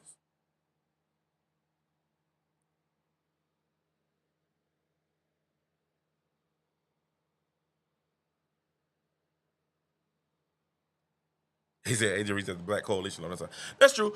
Let's be honest. We here, man. We up tonight. So y'all gonna rock with me? I'm gonna stay on. Y'all rock with me, I stay on. I'm cool. I'm gonna feel good. I got a great nap. You know, I kind of got it. It was a toss and turning. This Caitlin had me toss and turning last night. Y'all rock with me? Thumbs up if you're gonna rock with me. We stay on. We'll talk about it. Now, let's be honest. The perfect storm brewed for Angel Reese at the same time. Right? She started playing well. The team she played, it was the perfect storm. It was the perfect storm. And the people around her, you have to give it props. The people around Angel Reese are really pro Angel Reese, starting with the Chicago Sky organization. All right? And her team. Then you have the 2K cover comes out. Reebok was like, oh, you made the cover? Oh, cool. All right, well, they released that. We're going to release the Reebok signature shoe. The signature shoe, that's hilarious. The signature shoe comes out, you know what I'm saying? It's like, oh, man. The All-Star comes out. It's like, oh, man. Then you got she's playing well, and they said, I'm breaking up bad. Am I breaking up bad, guys? Let me know if I'm breaking up bad. Am I still here? Make sure I'm good. It's really like the perfect storm that she had. It's the perfect storm. All this is going down, and we're sitting here and we're looking and we're saying, okay, cool. If this is going down, if this is what is happening, then can y'all hear me better now? Is that better? If this is what's happening, hold on, let me fix my mic a little bit. She had the perfect storm. So she had the Reebok shoe come. I mean, she got an All-Star. She started playing better. She made the All-Star team. She had the NBA 2K cover came out. Reebok saw this like, oh, snap, she's an All-Star NBA 2K cover. Let's throw on top of that the Reebok shoe. That happened, right? Then she goes out, the Reebok shoe. And this is really when the coalition jumped back on Angel Reese's team because I'm going to tell y'all about us. Once again, it's how you play on the court, right? The coalition jumped on Angel Reese's team because of the Robert Griffin post, the RG3 post. When the RG3 put up the 8 post, with the monkey post, it was the perfect storm. Then she goes out. She plays well in the first half of last night, and You know, I think the WNBA had something to do with that. You know, the whistles were very favorable, but they won. They beat the best team in the league. It was the perfect storm.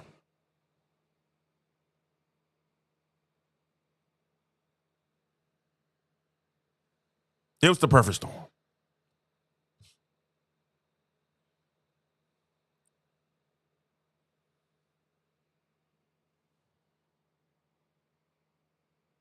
You know, but let's be honest, right?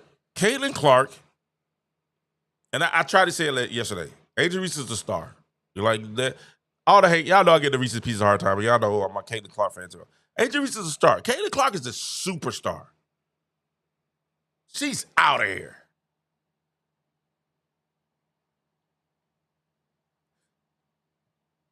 And you got to be monumental mess ups to mess this up. And so far, Indiana has made monumental mistakes over and over and over again. I was reading the other day where her commercial, the State Farm from the logo commercial, is rated one of the top commercials out. She's a superstar.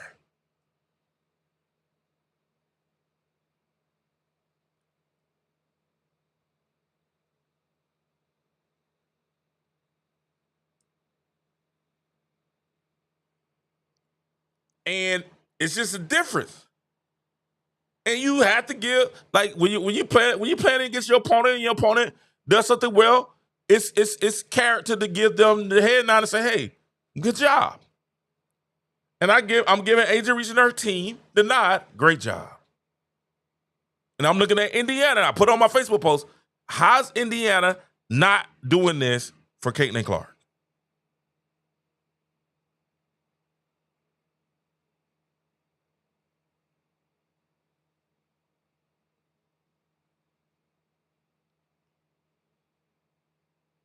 I asked a legitimate question.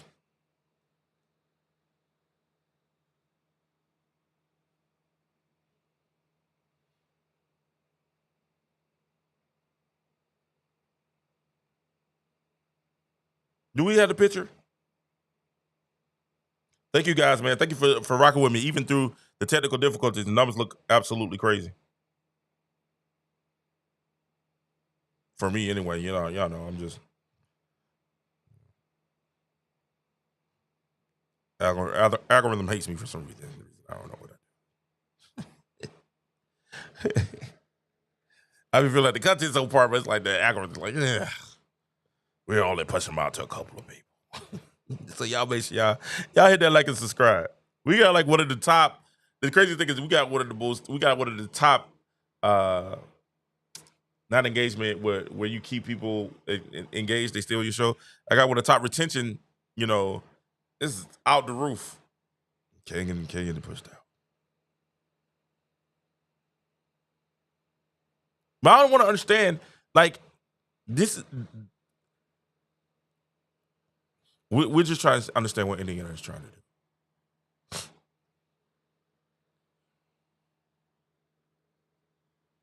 I'm not gonna say it's sabotage. It feels like sabotage. It feels like I'm not gonna go that far. It just feels funny to me. Like you knew who you had, and you knew her skill set. And the crazy thing is this, right? Caitlin Clark's skill set actually illuminates, actually pushes Aaliyah Boston and Kelsey Mitchell's skill set to another level. Because if Caitlin Clark is doing a thing, everybody's wondering, everybody's going at Caitlin.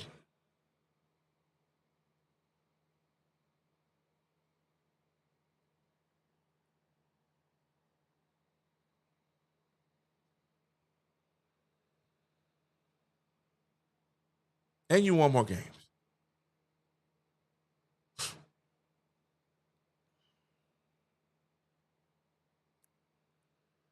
So they're gonna have to find out, guys. They're gonna legitimately have to find out. They're gonna have to find out what they want to do, and they're gonna have a strategic plan. And I thought they were implementing Caitlin in the plan.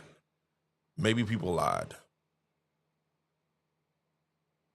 Maybe people are disingenuous. Maybe people had a change of heart. People are allowed to change their mind. I tell people that all the time. I'm allowed to change my mind. I ain't gotta go. You know, I'm allowed to be like, nah. You know what? This isn't a good idea. I'm good on it.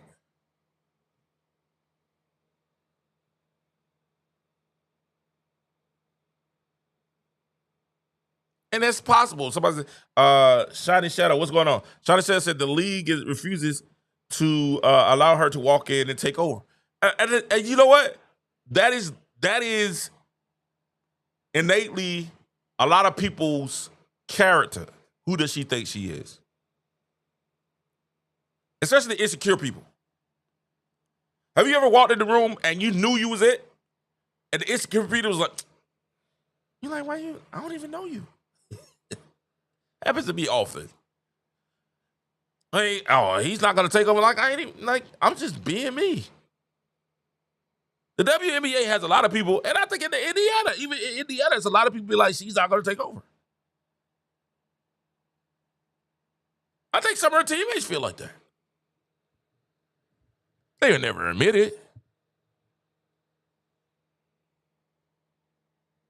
You'll see little glimpses. I tell the people all the time, we all wear the mask. Every now and then we get small glimpses that show what it is that we really, how we really feel.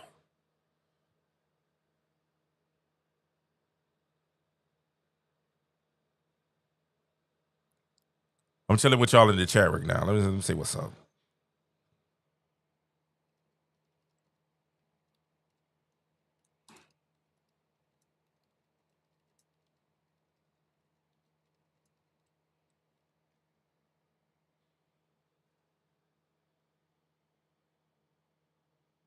Thank you guys so much for watching.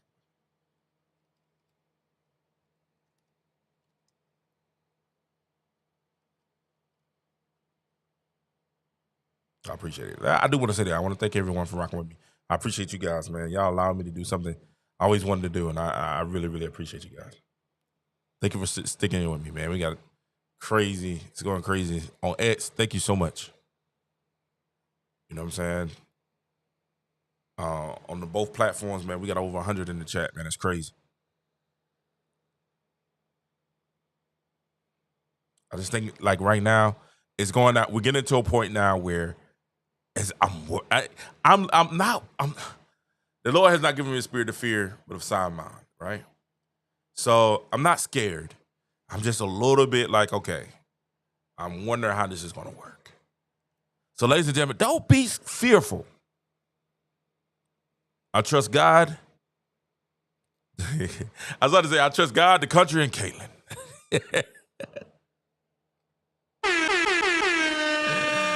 I trust God, the country, and Caitlin. You know what I'm saying? I trust God, the good old USA, and Caitlin.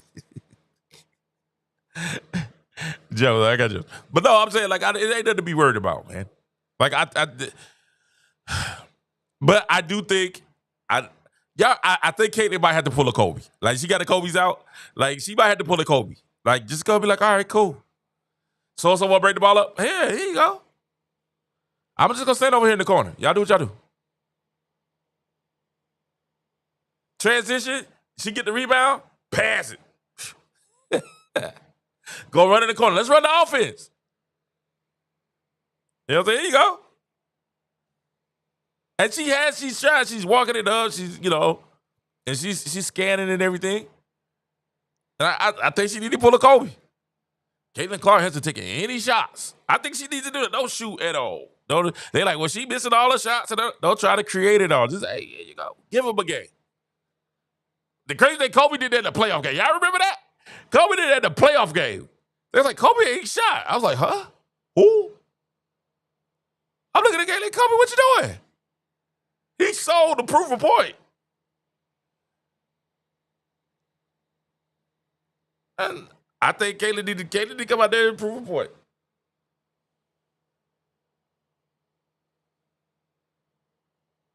This, hey. As soon as they get a rebound, here you go, Caitlin. No, here you go. You break it up. Break it up, Natasha. Come on. And don't show no emotions. Because, like, when you like, oh, man, give me the ball. Oh, her body language is, she's a jerk. Oh, I hate her body language. She's showing up her teammates. You know what I'm saying? But, hey, man. Caitlin get a game or two just, hey, here you go. Here it is. Kelsey, bring the ball up. That's what you want to do anyway. Hey, man, y'all let me go sit down. All right, here you go. Aaliyah Jokic. Come do your thing, baby.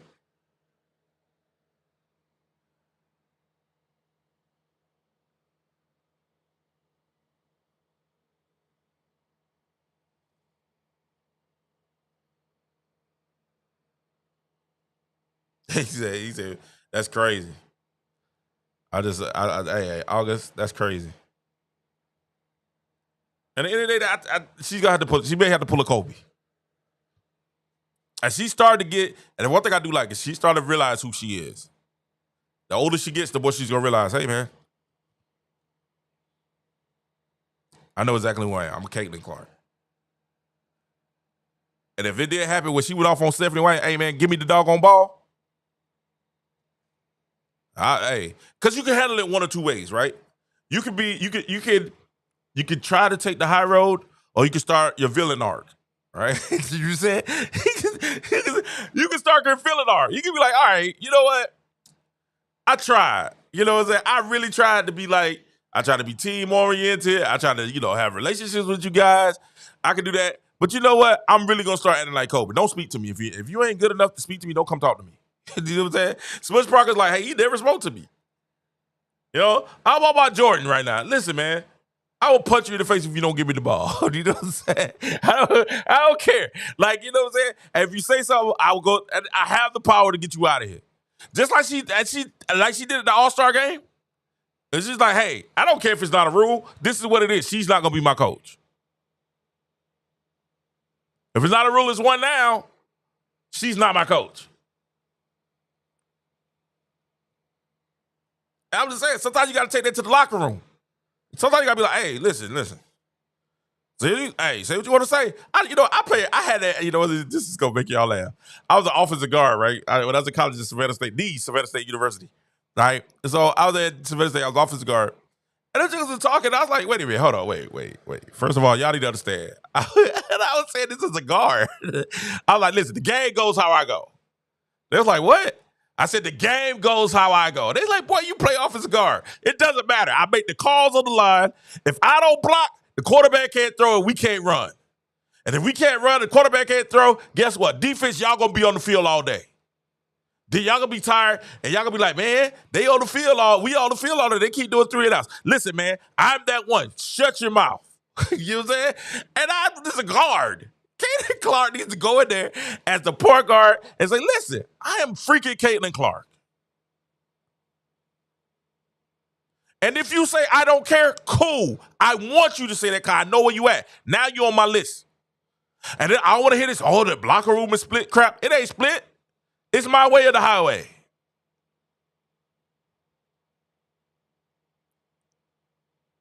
Don't do that, Caitlin. No. Every superstar had to do that. If you really think about it, every superstar player had to do that. Magic Johnson had to go in the locker room and say, hey, man, trade me. I want to be traded. Jerry was like, what? Magic, we pay you $1 million. You got the largest contract. And I don't care. This ain't going to work. Trade me. It's me or him. Kobe Bryant came out and said, listen, it's me or him. If you don't want me, trade me to Chicago. It's me or Shaq. Trade me. Hey, Jerry Buss again said, you know what, Kobe? You know what? We've been here before with Magic. You know what, Shaq? We love you, brother. Going over there, we're gonna ride with the Cobes. And this happens all the time.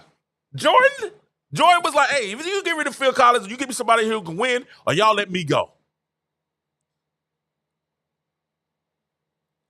Chicago was already like, listen, man, you got nothing to worry about. You know what I'm saying? You 0% do you have to worry about, Mike. Whatever it is, sir. The GM, Jerry Cross, is so happy when Jordan was out. He had to devise a plan to get rid of Jordan. Y'all act like these GMs can't devise plans to try to get rid of players, man.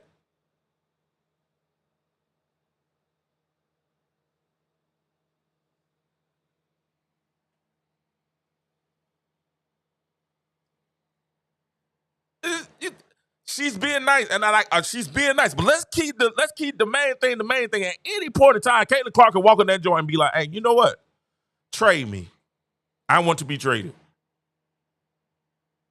And right now, I just believe she's saying, "Hey, I've been hurt. I've been down. Let's see if it works. If you said it, you keep saying it's gonna make it easier and make my life easier. All right, I'm gonna see." But she continues to struggle. Trust me, if Caitlin Clark comes out and says, "Trade me," oh, Jesus. Oh, Lord. Boy, do you know how stuff would start moving?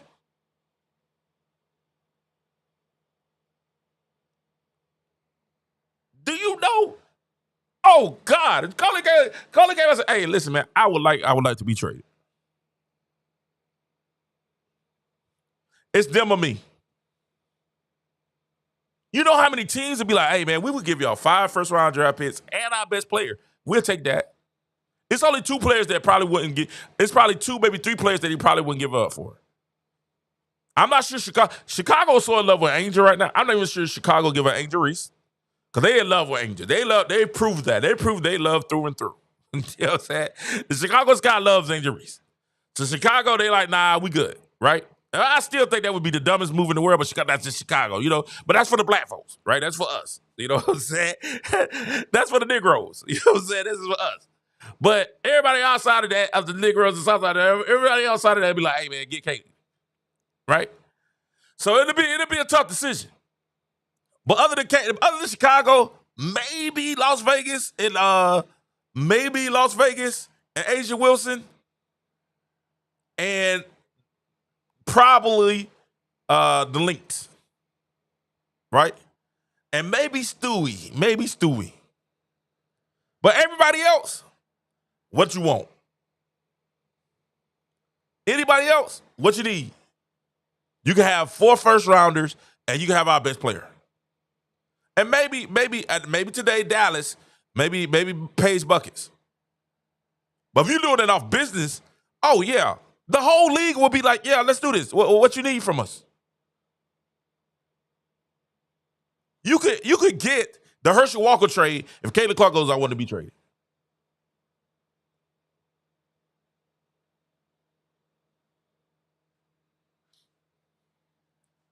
Stand on your, but right now, what Caitlin is doing, she's standing back and she's saying, "All right, cool. I'm gonna see if it works. I'm gonna be a good teammate. I'm gonna do it." Where they're not really showing her the same loyalty.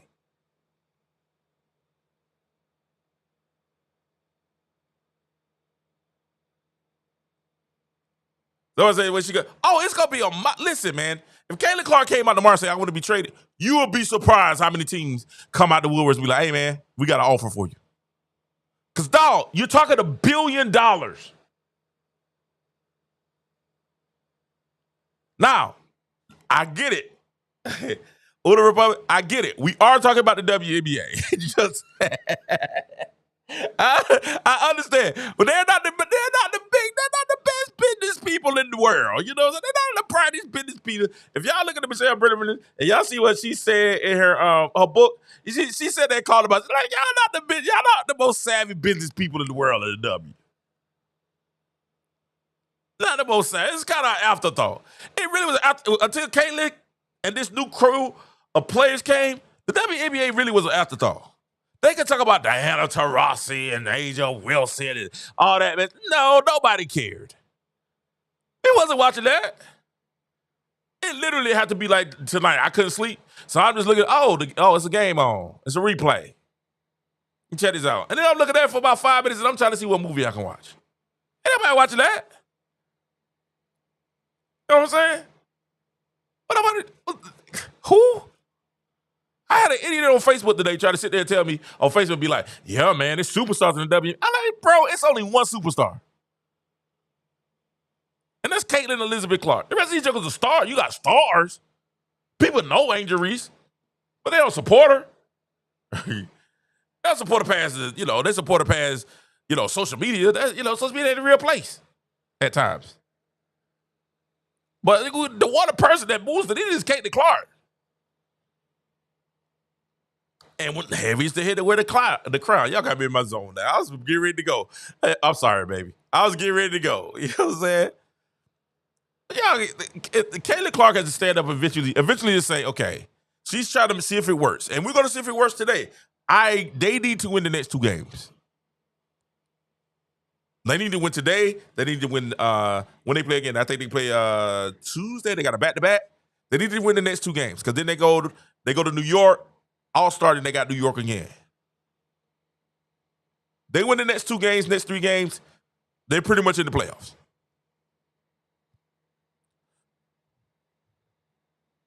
But let's keep it 100. Let's keep it a buck. Caitlin Clark is alone in this situation.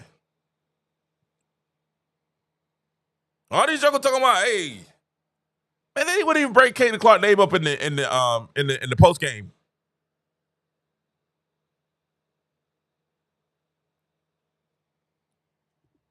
They had to ask. The last question is about Caitlin Clark shooting, and the media and the report. Come on now, I love the Fever. I think the Fever media is one of the best. Honestly, they got one of the best media teams out there, right? The Fever media team is like that, right? So shout out to the Fever media team. But they're smart. They work with them. They work with the coaches. So they ain't gonna ask the real questions. Like they unless they have to. They keep it light, they keep it funny, they keep it about to get unless they have to. Unless they force it, unless, the woke committee is coming and saying, hey, y'all need to talk about racism for the 150,000th time. Like, we ain't even got to, ain't none saying that racist.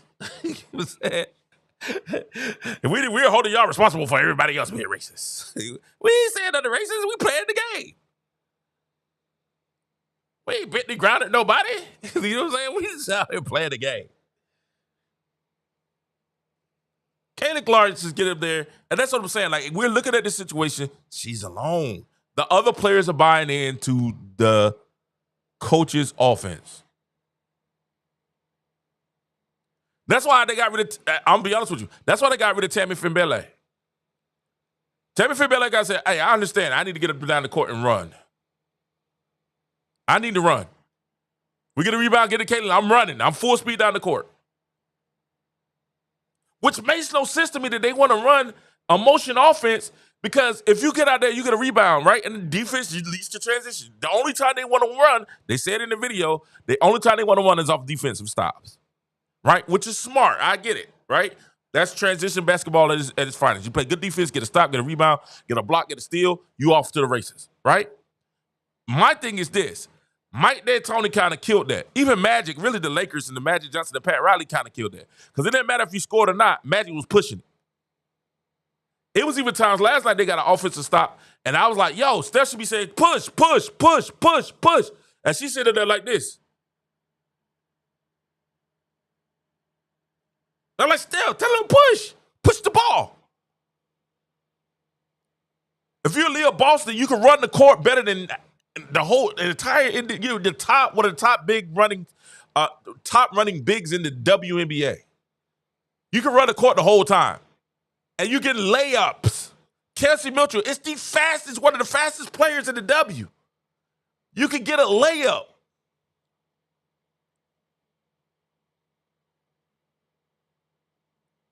Right? And let me tell you something. The motion offense, and I try to tell you, I keep trying to tell y'all this, and if y'all pay attention, this is what I'm trying to tell you. That's why the coach in Atlanta was like, we tried some stuff, it didn't really work. The stuff that we tried didn't even go. Because what we do in the motion offense is this. And this is why I say it all the time. The motion offense does not suit Caitlin Clark, right? She's gotten stronger. That's why they was trying to get her stronger during the offseason because they wanted her to play off the ball. Why do they want her to play off the ball? Because they said, hey, they're pressing her 100 feet. It's going to take some of the pressure off her bringing up the ball. But the problem is when you run the offense and you're off the ball, and if you're not strong, the WNBA says, let's be physical with her. Check it out. When Caitlin Clark goes on the run, the first thing they do is punch her in the face. Caitlin Clark started hitting shots. All of a sudden, she gets inverted and poked in the eye.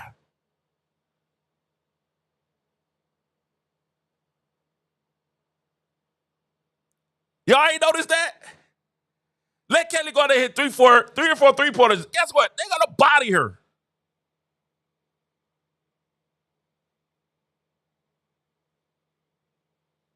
right? So let me tell you why it's crazy. They're going to get physical with her. So the game plan for Caitlin Clark, she's at the top of everybody's scouting list. The game plan for Caitlin Clark is get up on her, play physical, right? You know what's funny? That's the game plan for Angel Reese now, too. But we'll talk about that another time. That's the game plan for Angel Reese. That was the switch that happened at the halftime in yesterday's game with Fee and Angel, right? It was a switch. It was a switch that happened last night. And I'll tell you about it. We'll do a video about that. But get up on Caitlin, press her, and be physical. Now, that's what they say. So they say, well, to alleviate them being physical with you the whole game, we're going to play you off ball. And then we're going to run our motion offense, right? But the way, if you coach and you know basketball, the way you stop a motion offense is to do what? Get up in them and be physical. Stop the flow of the offense.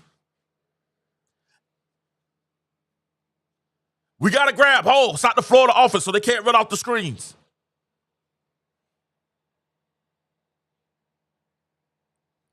That's why she's look, I'm getting muscles. Because either way, they're going to be physical with her. And let's be honest, the Atlanta game went the way it went when Ryan Howard hyperextended her leg. Because guess who's guarding Caitlin Clark until Ryan Howard hyperextended her leg? It's Ryan Howard. Then when she hyperextended, they had to put Caitlin on her because Ryan Howard can't keep up with Caitlin Clark. She couldn't guard her. So guess what? She can hold her, she can grab her and be physical with her. So they had to put the smaller candidate who was 5'6", the same size as Ari McDonald, on a 6'1" Caitlin Clark. This is basketball. And Caitlin Clark was saying, dog. At halftime, she's like, and I was sitting in the game like, Stephanie White, put Caitlin in the game. Ryan Howard was in the locker room hurt. Let her eat. She kept on the bench for 4 minutes.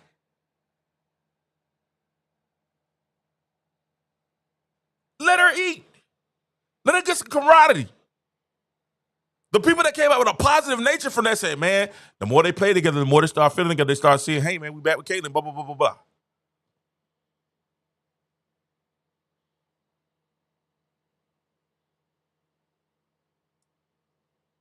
And we said it. When they run that motion offense, this is what coaches do. They want you to get, hey, you gonna play Caitlin at the 3? Oh, that will shoot. And that makes sense because they already playing the wing player on Caitlin anyway. Right? But this is, I don't think it's smart coaching. That's why they got blowed out when she went small. They got the brakes blowed off of them because they want to play a 3 or a wing on Caitlin anyway. Right? So what happens when they play a 3 or wing on Caitlin, your 3 has an advantage because they're playing against the point guard. These guys are idiots. So what? You don't go. You're at an advantage. That's why you start Lexi. You run your regular offense and you start Lexi Hole because you want them to run the 3 on Caitlin. That's the game plan. How do I know that? I'm not an NBA coach.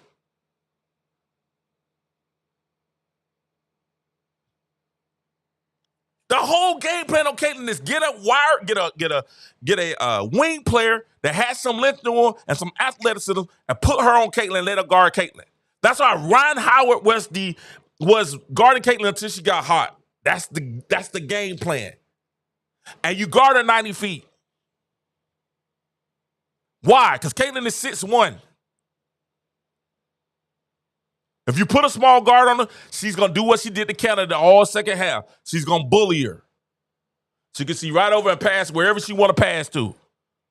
How come I know that? And you got a coach that's been in the league all these years and they don't know that.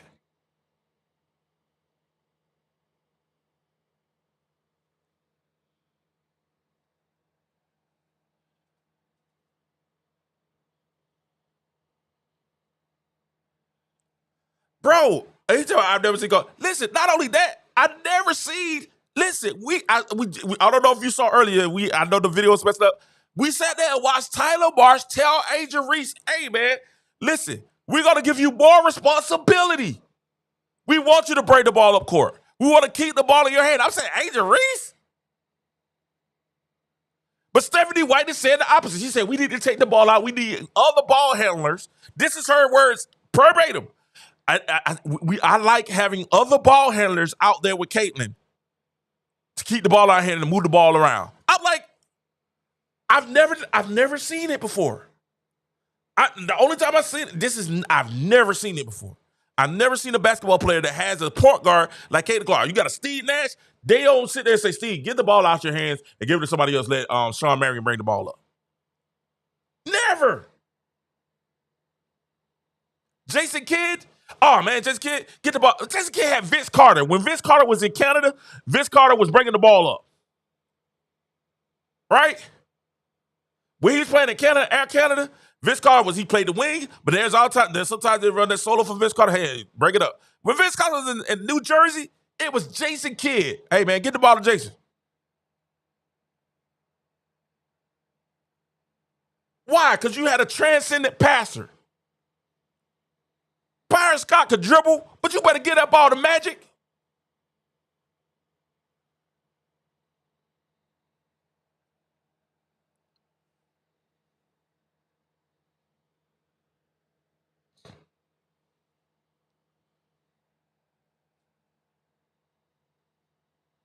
Bro, this is crazy. Like, hey, at the end of the day, man, this is wild. Like, this is wild. I don't understand it. Like, she's out there by herself, and I'm looking at it. I'm looking at the coaching staff like, all right, okay, maybe I'm missing something.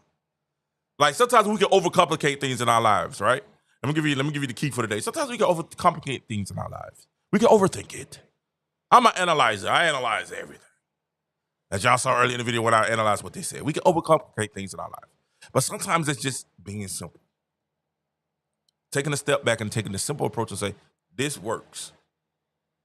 Let's work on this, and let's focus on this, and let's make this the best we can. Karl Malone could dribble. But Karl Malone was like, hey, stop. Here you go. And Utah built almost a freaking dynasty off of high pick and roll. Let's run it again. Sloan, 20-year coaching career, running high pick and roll. And if it wasn't for Jordan, guess what? They would have had a dynasty. The only thing standing between Utah Jazz and a dynasty was Michael Jordan. That was it. They would at least had 2 championships. And what they said, when started in Malone, what they said, well, you better get that pick and roll. Be ready for that pick and roll. They still have Jeff Hornacek. Yeah, y'all kids might not know who I'm talking about. But my old kids, they know exactly. My older crowd know exactly who I'm talking about, what I'm talking about.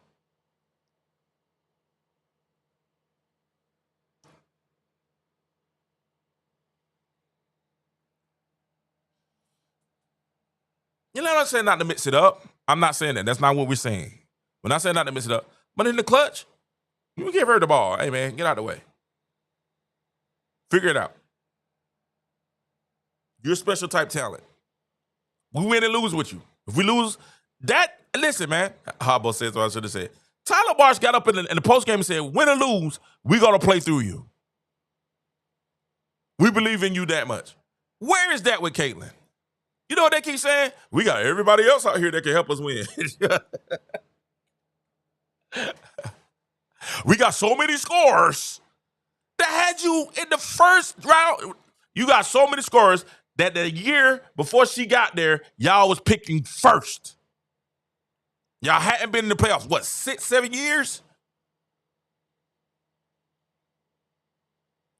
Y'all hadn't even beat a team. Y'all hadn't got, what, past 5 wins?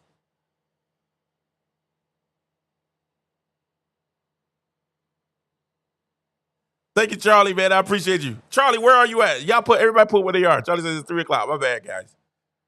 Charlie, where you at? I appreciate your time. It doesn't, hey, listen, man. I appreciate everybody your time, spending time with me this morning.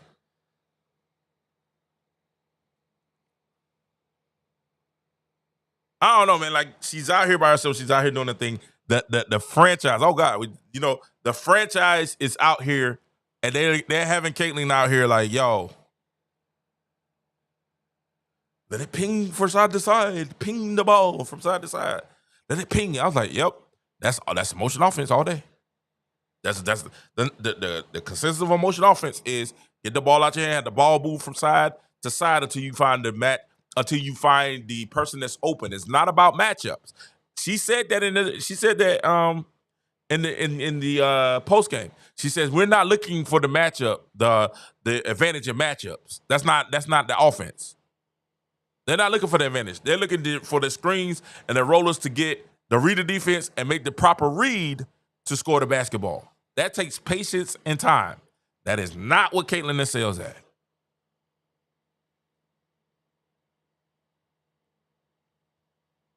So people say why she's struggling. She's playing in the offense she never played in.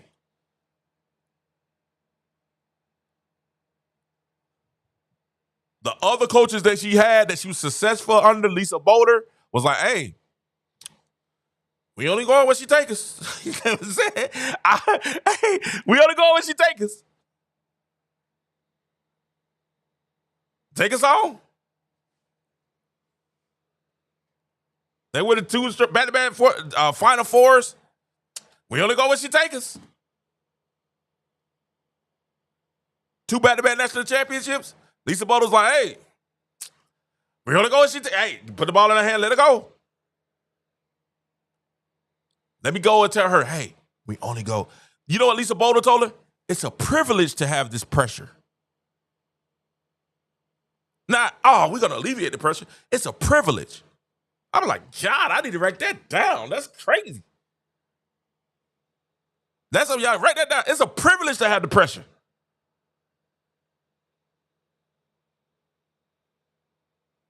I'm like, yo, that's different. It's okay. Caitlin Keller does that, man. It's pressure. Hey, listen, girl, it's a privilege. Go out there and ball. We weren't ready to play. Hey, go out there, ball. You got the ball. Hey, get the ball to Caitlin. You know what I'm saying? Caitlin, figure out. Get everybody their shots.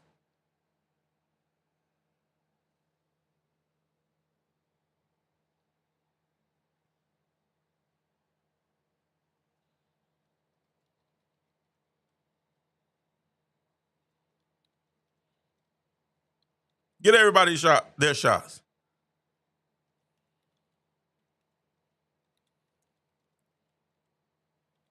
You know what I'm saying? Go out there, get it, go out there.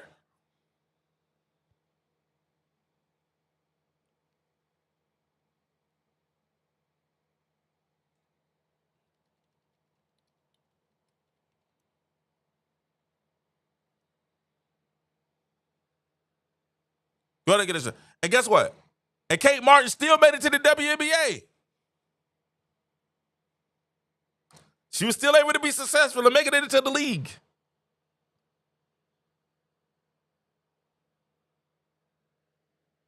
Is that she's out of rhythm because we talked about this earlier. I know we've been over a while for some of y'all jumping in now.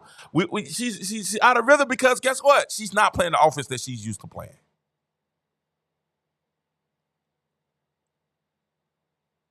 Which is space and pace. She's playing motion. Motion says slow it down, bring the ball up. When you get past half court, you're looking to get the ball out your hand. And, you know what I'm saying? To start the action. It's really kind of a reactionary offense, right? It's a reactionary offense. Caitlin is more of, all right, we're going to push the action, and the motion is more of a reactionary offense. It's like wushu cover. I just watched the Karate Kid. It's like wushu kung fu. It's like a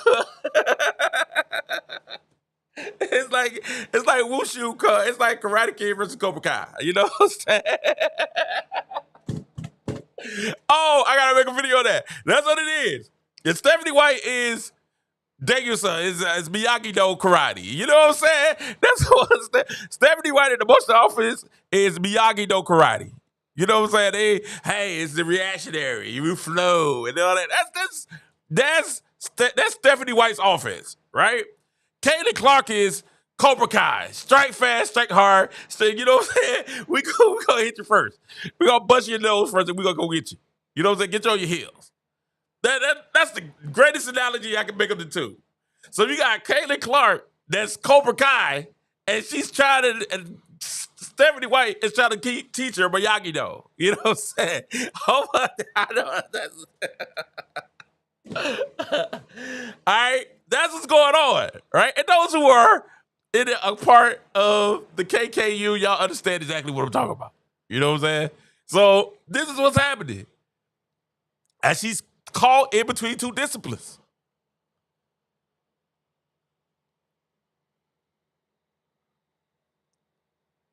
She's caught between two disciplines. And what we hope is that she can find a happy medium. If not, somebody got to go.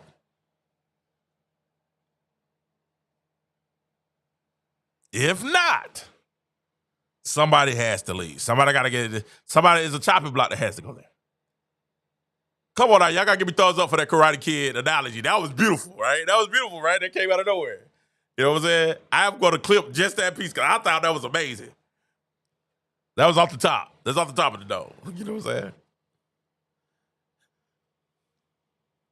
But that's truly what it is.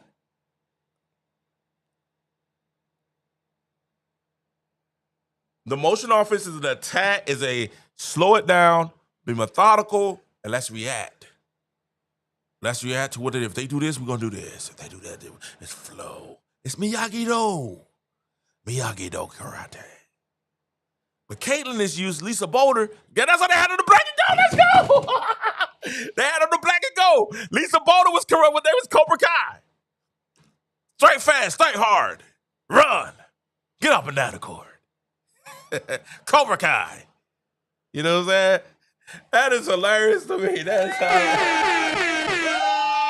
is hilarious to me. That's funny. You know, like that, I'm just saying that's literally how it goes. You know what I'm saying? So she's caught between that, and right now, the rest of her teammates have definitely, her teammates have bought into Miyagi-Do. Right? They bought into it. And because it fits a lot of their skill set. Natasha Howard, it fits her skill set. Right? Sophie Cunningham, it fits her skill set. They got players that it fits their skill set. Even, like we said earlier, and I told y'all got mad. And let me say this again, I love Kelsey Mitchell. I was a very big proponent of, I was very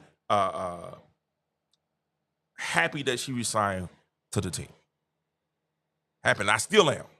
She's playing phenomenal. You know what I'm saying? But, you know, the Miyagi-Do works for her, too. I need to, hey, Ella, we got to go ahead. Hey, we got to make T-shirts about that. The Miyagi-Do, Sarah with Cobra. We got to make the Cobra Kai Kate Clark T-shirts with the black and gold. Coming to you real soon, the Cobra Kai Kate Clark T-shirts. And if you say, hey, somebody, if y'all wear the Cobra Kai Kate Clark T-shirts, y'all know that is King Jordan. You know what I'm saying? King Jordan came up with that. The Cobra Kai, that strike fast, strike hard. No mercy. Let's go get him. And that's how Caitlin plays, though. Caitlin plays better on the edge. She plays best when she's on the edge. Psycho Caitlin. She's like Tom Brady. Tom Brady plays best with a psycho Tom. I don't know how many times Tom we see him feel when Tom is chucking it. Tom's like, man, listen, I don't know what I was thinking.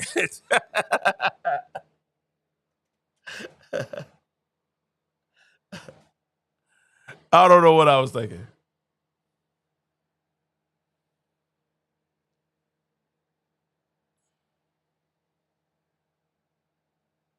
You know what I'm saying? I don't know what they're thinking. They said they didn't have own league. I would have seen before. I don't buy Caitlin start her own league or whatever, right? Right? But I want her, if her dream was to be successful in the W, I'm rocking with her to be successful in the W. If her dream is to be a W champion, let's go get that. Let's go get that belt, baby.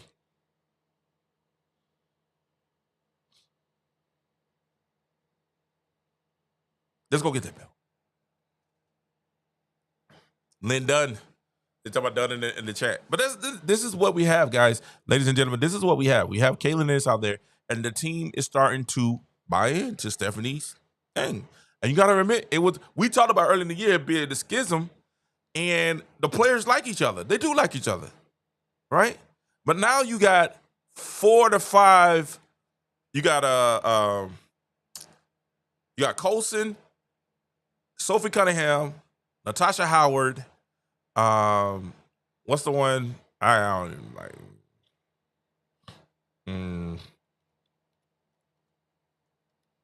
Hold on. I want to make sure I get it right. Okay. You got Colson, Sophie Cunningham, Natasha Howard, Breonna Turner, and Ari McDonald, right? So that's over half your that's 45% of your team out of 1, 2, 3, 4, 5, 6, 7, 8, 9, 10, 11. Out of 11 players, right? 5 of those are into that system. Sophie Cunningham came from the Mercury, right? Natasha Howard, she's into that system. Sydney Colson, she's into that system. So Ari McDonald into that system. Breonna Turner, who can't get on the court, praise the Lord. And I mean, praise you, Jesus. They all from that system. So you're talking to the only people from last year's is Caitlin Clark, Lexie Hall, who she keep playing with Lexie. I don't know why she keep playing with Lexie like that. Lexie got to shoot better, but hey, you keep playing with Lexie. When Lexie's on the floor, good things happen. It's Caitlin Clark, she's having issues with. Lexie Hall, she don't want to play. She got Aaliyah Boston that she wants to play like Jokic. And then she got Kelsey Mitchell, who's buying in with the rest of the guys. So when they asked I saw all the videos, they asked who would you call first? None of them said Caitlin. So you're saying majority of the team is saying, yeah, I kind of buy in. And it's causing camaraderie amongst the teammates. And we got to push it home that this is the way that we can win. This is our best opportunity to win. And you got one person who is that person. And she's saying, nah. She's like, no, strike fast, strike hard. Cobra Kai. Everybody else says, Miyagi.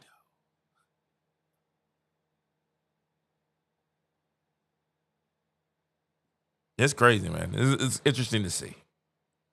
It's interesting.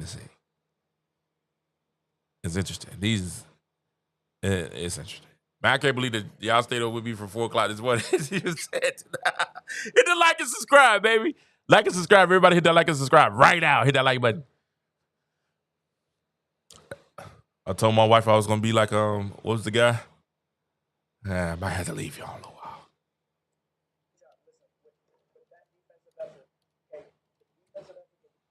I might have to leave y'all in a second.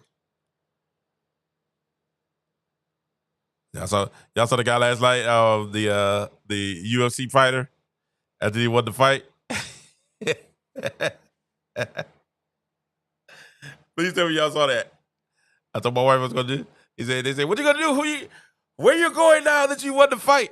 Who do you want to see next? He's like, man, I've been gone for 2 weeks. I want to see my wife. You know what I'm saying? Like, huh? He's like, yeah. He said, man, shoot, I want to see my wife. But straight ground and pound, baby. Ground and pound. I said, let's go.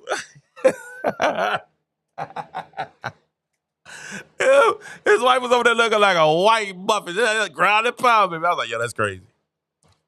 So my way, I'm finna go, y'all. I mean, go spend some time with my wife. Ground and pound, baby. Shout out to E, man. We're 7 years. Our anniversary is Monday, guys. Listen, anniversary is Monday. So shout out to my wife, you know what I'm saying?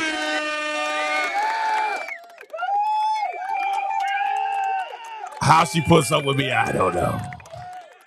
How she puts up with me, I don't know. You know what I'm saying? I woke up at 3 o'clock this morning on the East Coast. I woke up at 3 o'clock. I said, you know, I'm finna go do a live. She said, well, okay. She took that. Make sure you turn your monetization. Make sure you turn your monetization on.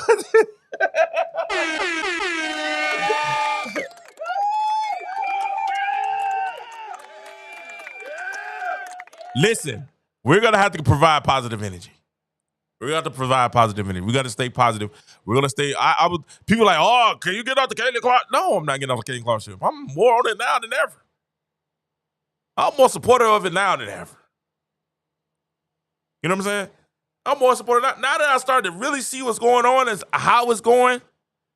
I'm more like it. I'm more intrigued and more involved and more on her team and more, wanting her to succeed more than ever because I know that people are trying to root against her.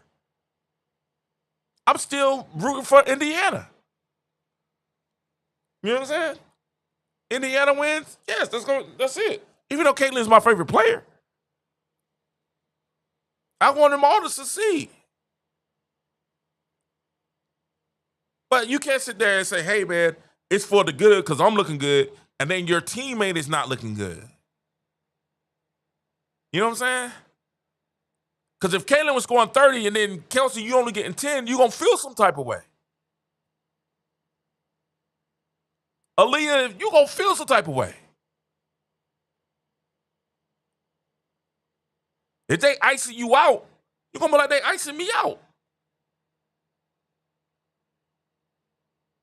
I said that earlier. I said she needs to pull a Kobe. Now, hey, don't break the ball up. They'll be like, here you go. Keep tying the shoe. I said that earlier. What's up? Rasus. Hope I said your name right, sir. Shout out. Thank you, sir. Tony, what's up? I said that earlier. She need to pull a Kobe. Twice. Don't shoot. Don't bring the ball up. Give him the ball. Hey, Natasha, here you go.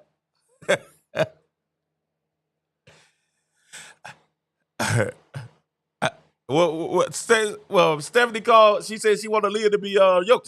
Aaliyah Yoke. Here you go. Run that. I still hit the call. I'm chilling. I'm still gonna get more. She gonna get money regardless. I'm chilling over here. Y'all do what y'all do. He thought they were like a doctor shoe. No, they do not. They. It seems that way, right? It seems that they said, and we proved it earlier. The first half against Atlanta, Caitlin didn't hardly shoot. They were down by 5. Second half, Caitlin was aggressive. She was shooting out. We want Caitlin to shoot 17 to 18 times a game. That really, honestly, pretty much more than that. There should never be a game. I said last time. Oh, my alarm just went off. I said last time. I said there should never be a game where Ari McDonough shoots more than Caitlin Clark. Unless she's Jordan Canada hot. Unless she's they talk about Adrian and Caitlin. No, wait. Unless she's Jordan Canada. I'm gonna tell y'all now. I'm gonna tell y'all what's funny now. We're gonna see how this Adrian Wilson came out last night went crazy. We're gonna see how this Adrian Wilson and Caitlin Clark All-Star team work. And they work pretty good.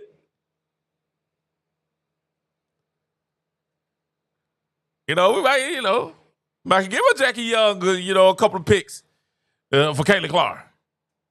We'll see how the Asian was. Y'all know I know Asia is the pastor of the clique. You know what I'm saying? I started to my bad thing. I can't take it. I refuse to take his thing. But he always said the pastor of the woke ministries, the WNBA of the dog. But an Asian, legitimately, hey, I want to see how that works. If this dynamic works out, I don't think the poor guard she's a fraud right now. I'm sorry, Chelsea Gray. She be doing all that, trying to look all fancy and stuff, and she have a good game every now and then in flashes. But them years over with, baby. It's a wrap. You got one more year, possibly. You might need to go sit down. And I think the Las Vegas Aces though, they like, man, listen. Jackie Young had 30 last night. Man, could you imagine Caitlin Clark with Jackie Young, Asia Wilson, and Jewel Lloyd? Oh, God. Woo!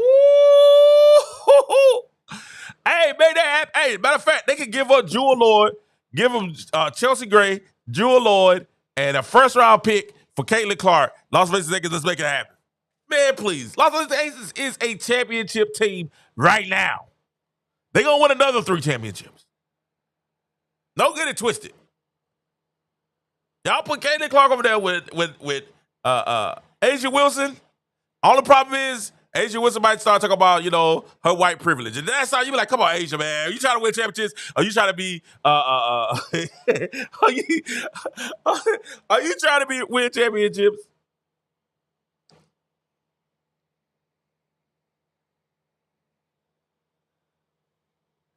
Asia Wilson might start talking about that white privilege. That might kill everything.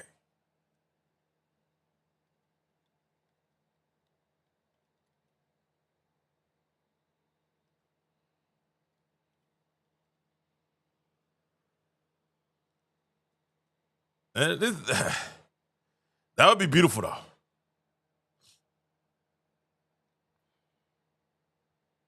You know what I'm saying? That is hilarious. Hey, like, Asia, you trying to win championships? You trying to be Al Sharpton? Like, come on, Asia, we trying to win championships. When your white privilege is, I like her. She can ball, but she understands our right. Caitlin, do you understand your white privilege? What you talking about? Like, come on, man, we trying to ball. Let's go out here and play basketball. If they just say, hey, Caitlin Clark to New York, but this is the problem. Who would want to go to Indiana?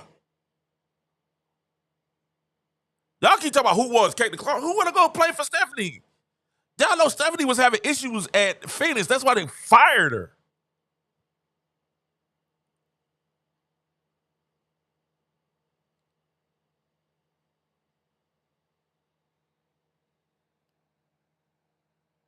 Y'all know that the one of Bonner?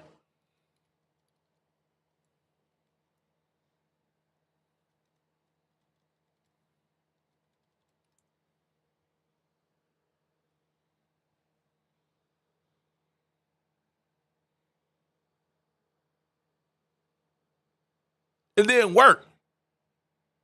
And I understand she was trying to get up out of there because,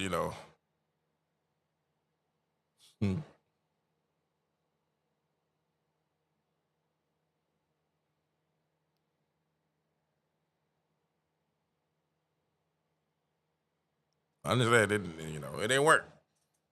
And the crazy thing is this. Stephanie White was under, if I'm not mistaken, Stephanie White was under Bordello. Right? She took over after Sandy Bordello left. Yeah, y'all know that, right? She took over Phoenix after Bordello left.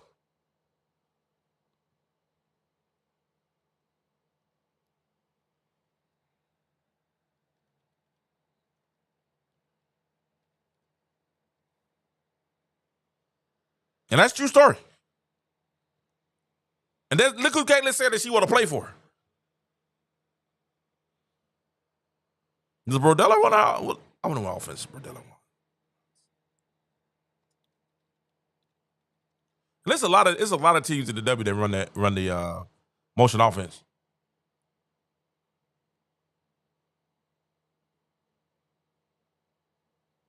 Oh, now we see why Caitlin. See, and then y'all gotta understand. Y'all gotta see again too what Caitlin Clark did in that trade, right?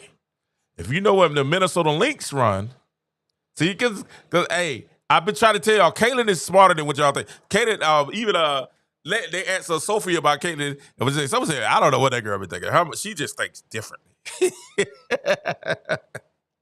So like she just thinks differently. She's a different thinker. You know what I'm saying?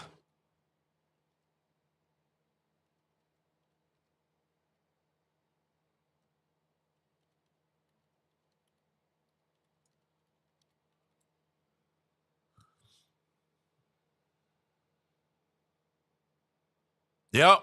Cheryl Reese runs that horns. Yep. She runs that horns motions. Yep. There's a lot of teams out here that run that horns motion offense. She got a book about it. She got a book about it. Yep. Y'all gotta understand what's happening.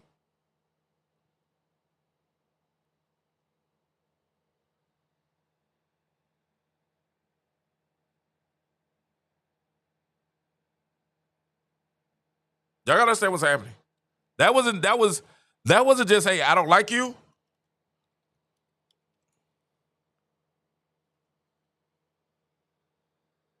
That was like, hey, man, I don't really want to run that offense that you're going to have us out here running.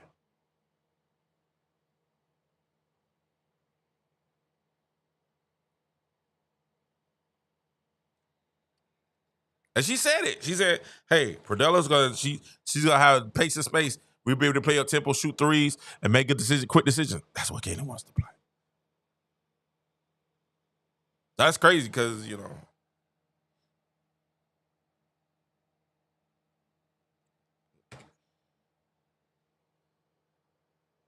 that's crazy.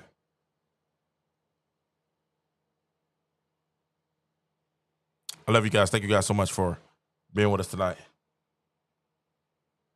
Run down the motion offense. Please run down the motion. Please run down. Okay. All right. So the motion offense. All right. Let's go over it one more time. Before they said run down the motion offense. What is the run the motion offense? The motion offense is this. Is a slow offense that deals more with reading and ball movement, meaning you slow it down and you're deliberate when you run the motion offense. It's sitting around the point guard. It's not sitting around the point guard having the ball in the hand. In the motion offense, the ball movement and the player movement are shared responsibility amongst all 5 players on the court. The ball is about keeping moving from one side to the other side. So normally you have your bigs down low, but then you have everyone else is on the perimeter. And you have one down low, then you have everybody else on the perimeter. So the ball goes to the right corner, right? It swings back to the top of the key. Everybody's running screens around, and they're cutting and screening to try to get. So they're reading the offense. It's designed to create balanced scoring. Because it's moving from the ball from player to player to player to player, rather than relying on a primary ball handler. And see, what happens is when the point guard initiates, the offense doesn't stick with them. The initiation of offense is to get the ball out your hand. It's to initiate the offense, but to quickly get the ball moving rather than holding on to it. So that's the offense that Christy size. That's the offense that Sarah wants to run, which is something that Caitlin isn't conducive to because she ran a pace and space in Iowa. She likes quick hitters. Hey, let's get up there. Let's keep the team on their heels. Let's run at them. Let's not do it. The motion offense is, hey, if we're not in transition, if we're not defensively, it's a turnover. They decide we push it off of transition off our defense and we get turnovers. That's when we want to run. Other than that, we want to be deliberate.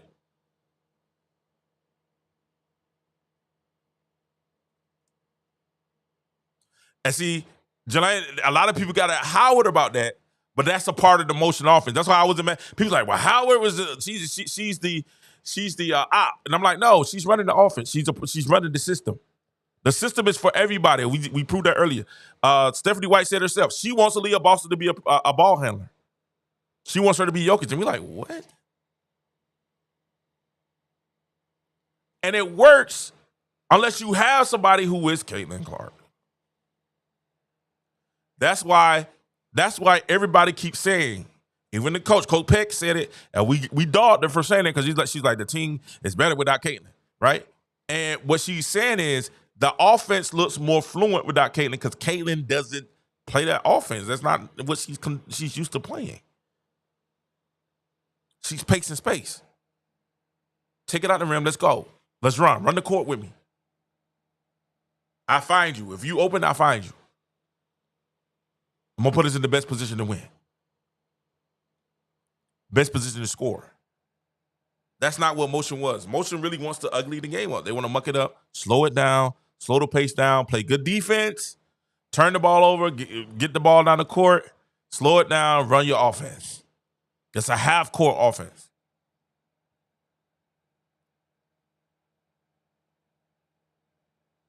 It's a half-court offense. That's why everybody keeps saying that it runs better under Ari McDonald because what? She's going to slow the pace. Or she could kind of – this is the thing. people think pace is just fast, like I'm running fast. No. Pace, up-tempo pace means we're getting the ball, we're moving with purpose to our positions to score quickly, right? So I could dribble up the ball fast up the court, and then when I pass it, I start running the motion offense, meaning I want the ball. The word they kept using in the interviews, if you go watch the interview again, or watch the beginning of this live stream, the word is ping. The ball pings from side to side, right? So if the ball pings from side to side, once you have that happen, the ball is pinging from side to side. They kept saying it. They kept saying in the interview, ping. What they're saying is they want the ball to move from side to side so they can get the advantage with the cuts and everything. So it's like pass, set screen, cut. Pass, set screen, cut. Pass, set screen, cut, right? So they wanted to go from side to side. So eventually somebody's open and they see the defense makes a mistake and you read the defense and now you get an open shot. That's the motion offense. That's the motion offense. But this is the thing. The motion offense, when it's ran, even if this is the thing, people say, well, everybody scores, but it kind of limits your scoring because it slows the game down. It slows the game. If the other team's hitting their shot, it slows the game down. Even if the other team is missing, it slows the game down. Because Aaliyah Boston running the ball up the court, dribbling the ball up the court, is not the same pace of Ari McDonough or Caitlin Clark dribbling the ball up the court. As you saw yesterday, we talked about it earlier, Natasha Howard dribbling the ball up the court is not the same speed or pace of a Caitlin Clark dribbling the ball up the court.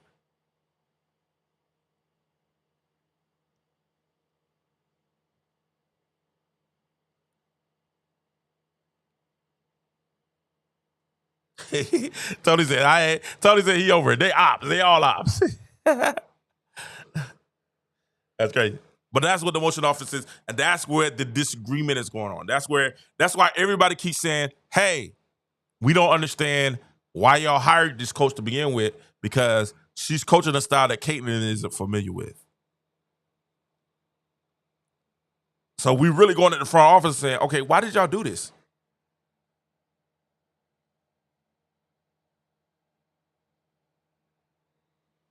And they're trying to hide and really, I'm not going to.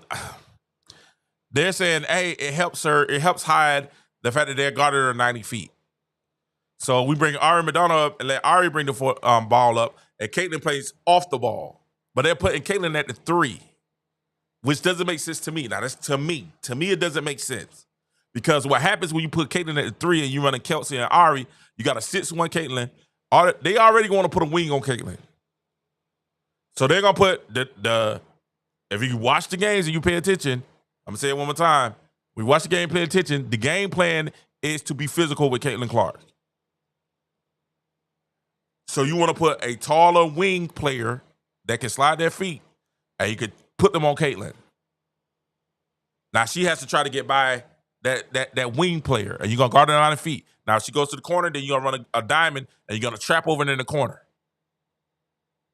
So what they're saying, what she's saying is, rather than do that, we'd rather have another ball handler, let them break it up. We'll play Caitlin at the 3, which she's already on the wing player, and now we'll run off some screens, which Caitlin has run off screens before.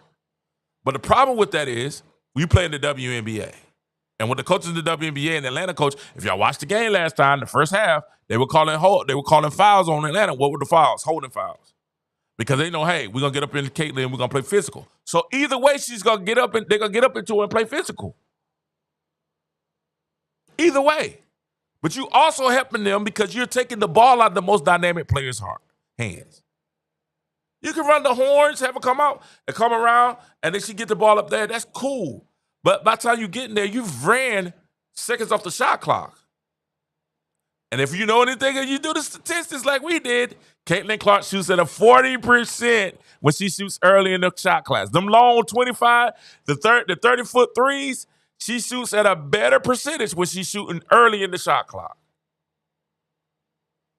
The 3 that she hit the other night, what happened? Leslie Hole got a steal, ran it down the court. Leslie turned around to Caitlin. Caitlin caught it in the corner, fade 3, nothing but net. What? It was early in the shot clock. It was a turnover. That's our rhythm.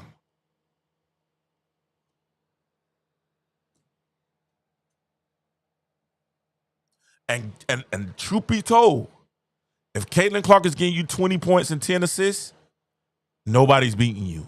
The chances of a team beating you is slim to none. Slim to none. If Caitlin Clark gets to it, everybody talking about Kelsey Mitchell, the team's 10-0, Kelsey Mitchell at 25 points. Cool. But if you get Caitlin Clark 25, Caitlin Clark get 20 and 10, nobody's beating you. Why? Because Kelsey's going to get 25. Aaliyah's going to get 10 to 19. She's going to get 10 to 20 points herself. And then somebody else gets 30 points. So you got 60 points to 80 points right there for 4 players. You're going to get 80 points. Now, most of the time, that'll win you a game in the WNBA. You get the 90 to 100, you blowing teams out.